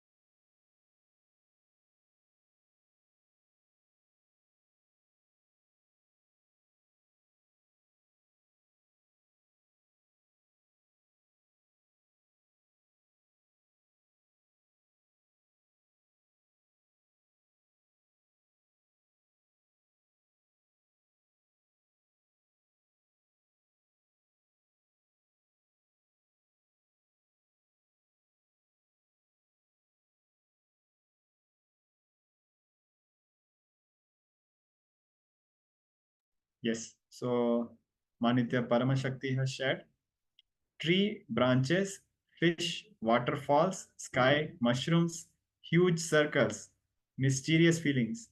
Ma, could you go deeper and look in what you experienced as mysterious feelings and also share that in detail? Thank you for sharing, Ma Paramashakti.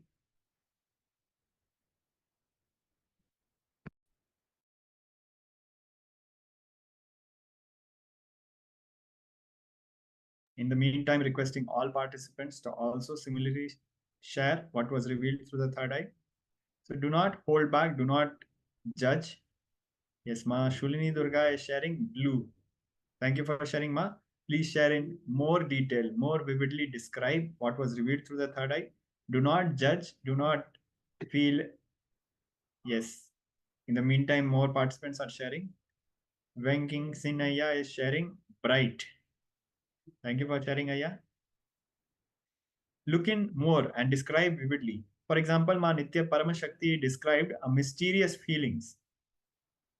Even the feelings which you are having, even the sound which you are hearing, even if you are feeling hot, or even if you are feeling nervous, sweaty, or you are feeling joyful, you are feeling a certain feeling of divinity happening around you. Anything, describe in detail and as it is, as you're experiencing, describing the whole process in detail.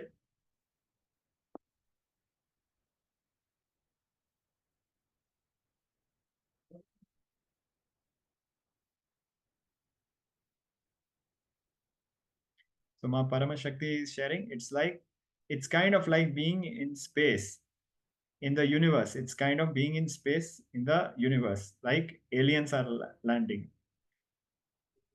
Thank you for sharing, Ma. Yes. So requesting all other participants to also share.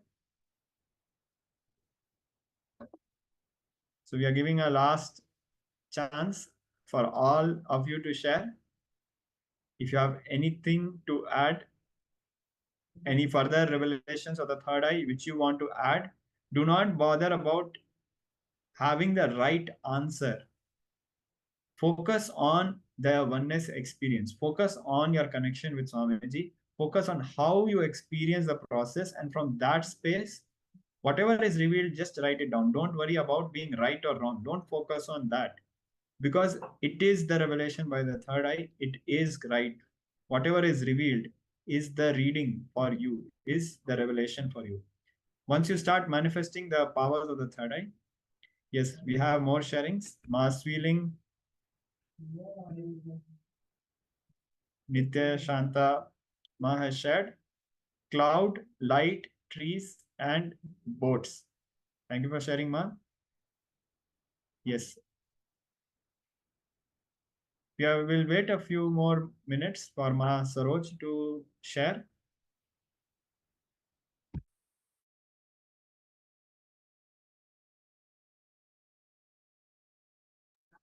Ma Paramashakti is adding very dark blue. Thank you for sharing, Ma.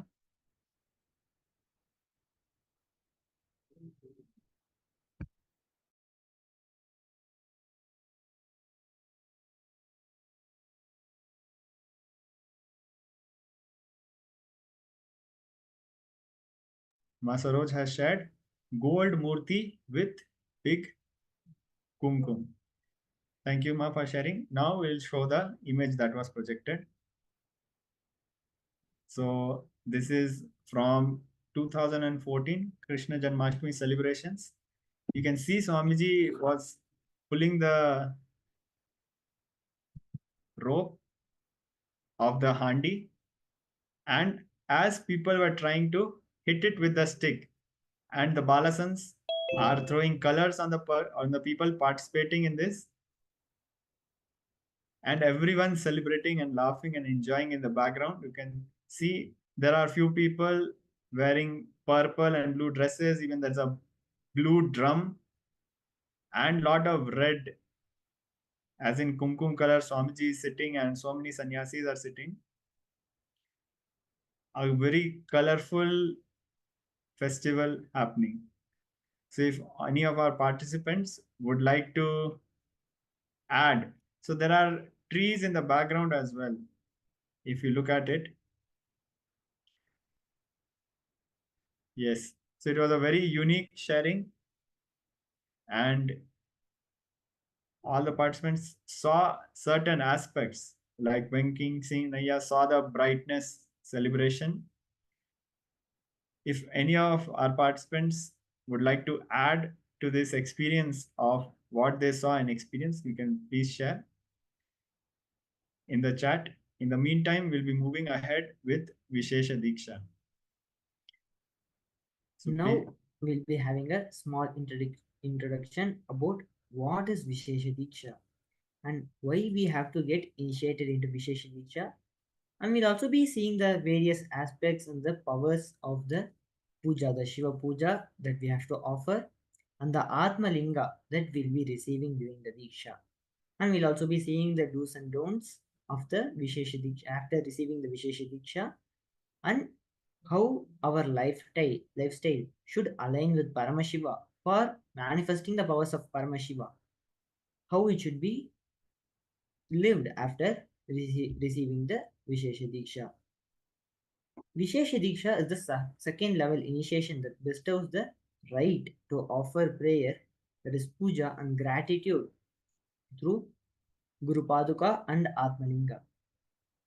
Whatever we share with Paramashiva during the puja every day, actually Paramashiva listens to us.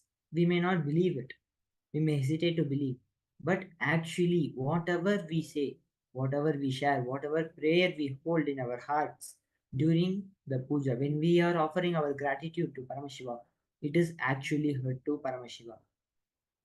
He has to listen to you, and he is listening to you.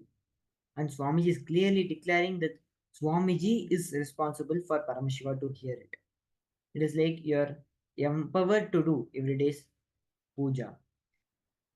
Vishesha Diksha is giving you a super conscious breakthrough, where the Guru removes the old life inner space from the disciple and replaces it with the Shiva Atma, Paramashiva's consciousness itself. From his head, Anandagandha, into the disciple getting initiated. The Guru takes the Paramashiva's consciousness from the Guru's head and places into the disciples.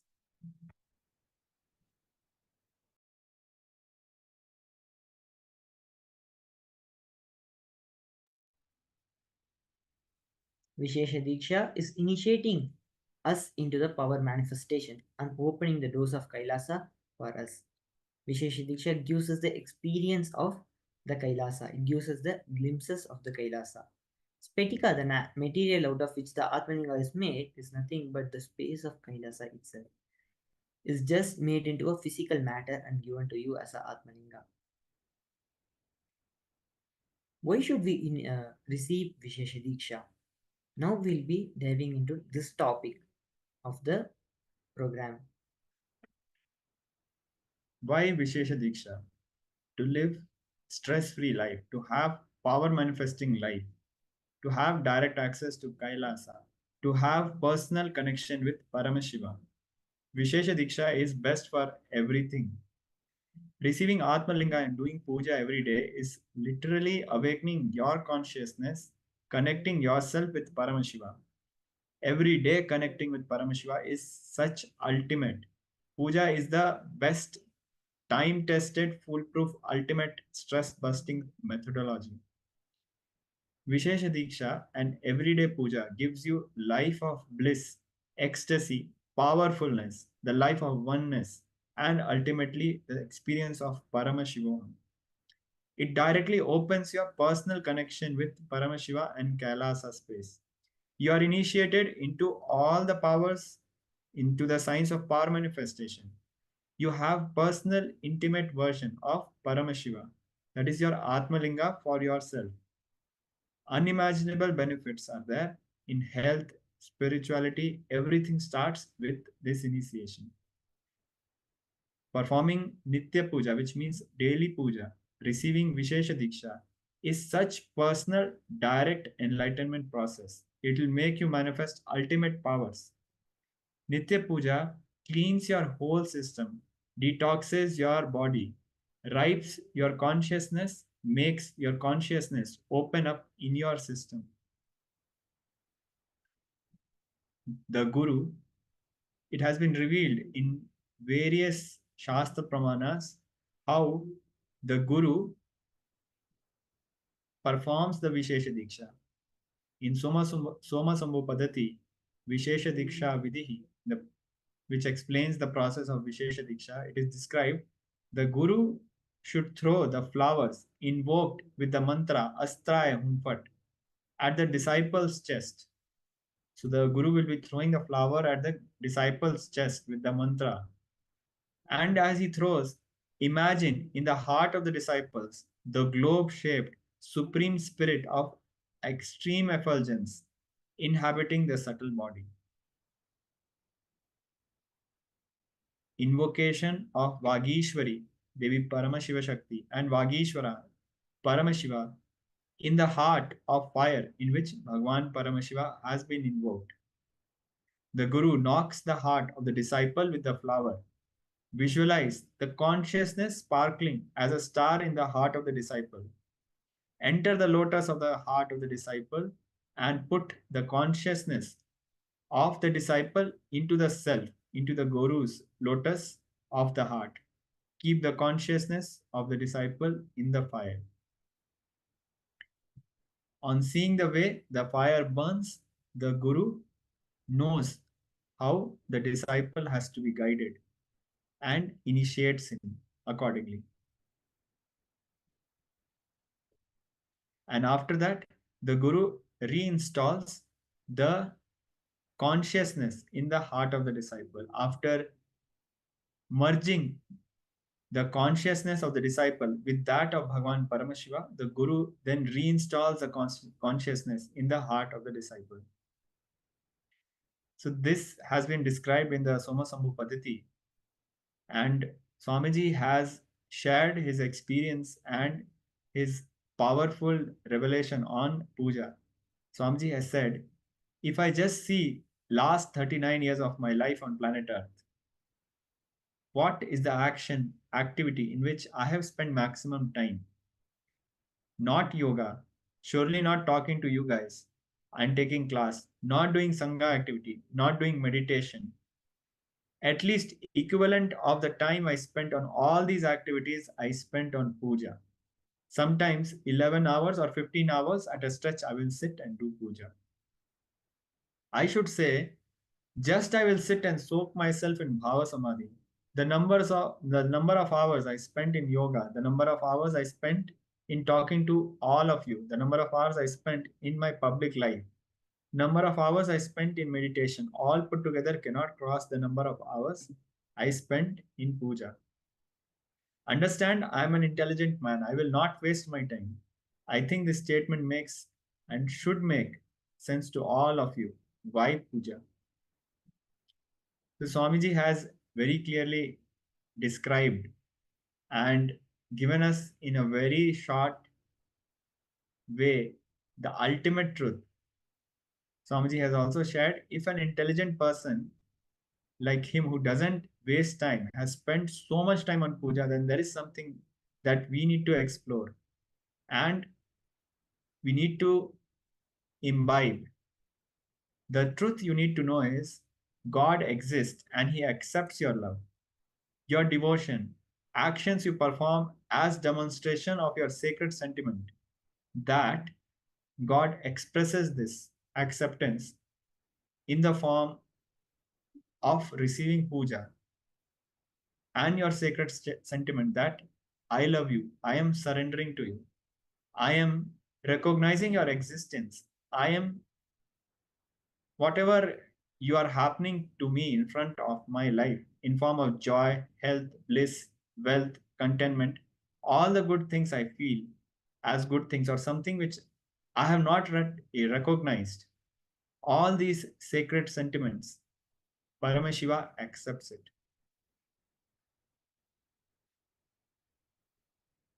Whether we recognize the existence and the subtle truths in life to understand how Paramashiva exists and operates, irrespective of that, he accepts our devotion, our offer, or bhakti. The important things about the puja that we need to understand today is manifesting powerful cognitions about the universe is bhakti, the devotion, and manifesting cognitions about everything that exists in puja. Puja is the time you naturally manifest the most powerful sacred cognitions about life, about universe, about God, especially if you understand the mantras, the Sanskrit words, the sacred sentiments, meaning behind those mantras. When you sit with those sacred sentiments and Bhava Samadhi, it is literally Shaktipada with Sadashiva himself. It can manifest so much of powers, the state of Paramashiva, the space of Paramashiva, and the powers of Paramashiva ultimately. It can just do wonders. Paramashiva Puja, sitting physically and cognizing the Acha Avatara, Paramashiva in deity form, and collecting all the things needed to offer to him, and offering by invoking the tremendous sacred sentiments and getting soaked into it, is a methodology of creating Kailasa wherever you may be. You have power to manifest Kailasa wherever you are, and your sacred sentiments are so powerful. Paramashiva has to recognize it, and Paramashiva is actually waiting to recognize it. Bhava Samadhi should be tasted when you are in the human body. Samadhi means being one with the source. Adi means the source. Adi means one with the source. Bhava Samadhi means being one with the source through this attitude. Bhava means attitude, the aspect of devotion. Those sacred truths and sentiments rising in our systems, setting our muscle memory and biomemory, will tune us to be in Shaktipada with Paramashiva continuously. Puja is practiced and fulfillment of devotion, not just practice, I should say. It's the fruit of devotion. So, fruit of puja is devotion. Fruit of puja is the The fruit of devotion is puja. Very rarely, Bhagwan Paramashiva refers in Agama any of the Upanishads. But when he speaks about Atmalinga, he refers to the Kathopanishad. Kathopanishad describes how the God particle is inside us. Angushta Matra Purusha, the size of the thumb. The God particle, the Purusha, shines just below the heart region, above the navel, in that region.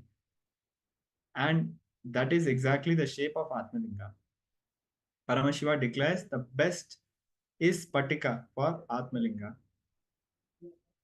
All the Spatika Linga given to initiates are 24 karat pure crystal, pure Spatika on the Shivalinga. The Shri Yantra is carved on these Spatika Lingas.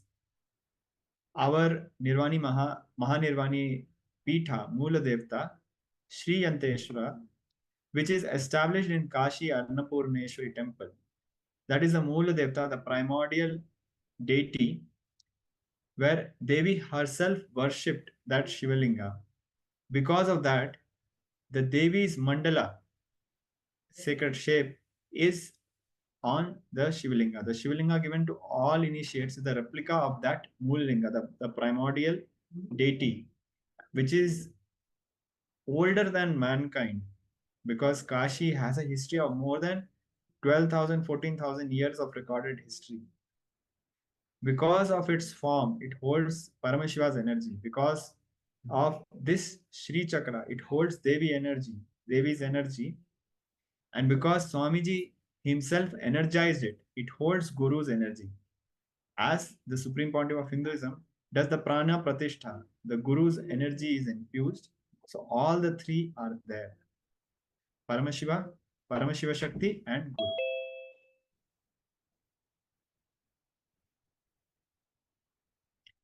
Now, one more very special aspect about Spatika is frozen ice of hundreds of years. And when the carbon gets mixed to it, it imbibes the quality of a stone. So it is a process which it undergoes through hundreds of years. When frozen ice and carbon get solidified as a stone and it imbibes the quality of a stone, it retains the cold and purity of the ice. It is one of the most powerful stone which can be energized, programmed, which will stay for quite a long time. For example, if Swamiji installs a Spatika Linga, maybe for 2000 years it will radiate energy. Anything which gets heated up will lose energy. This never gets heated up. Spatika Linga never gets heated up. And we know how we know the purity of the Spatika Linga is that it can never get heated up to the core. If it gets heated up to the core, it will break. And then we know that it cannot be worshipped. So if there is a Spatika Linga installed by an enlightened master, if it is intact, we can be 100% sure it is still energized, still holding energy. And even the Tadukai Puri, the Haritaki powder, even that has a quality if programmed. If Swamiji programs it and energizes it, it'll stay for quite a long time. In Sri Rangam, Ranganatham is made, the deity of Ranganatham is made of that Karkapuri only, the Haritaki powder.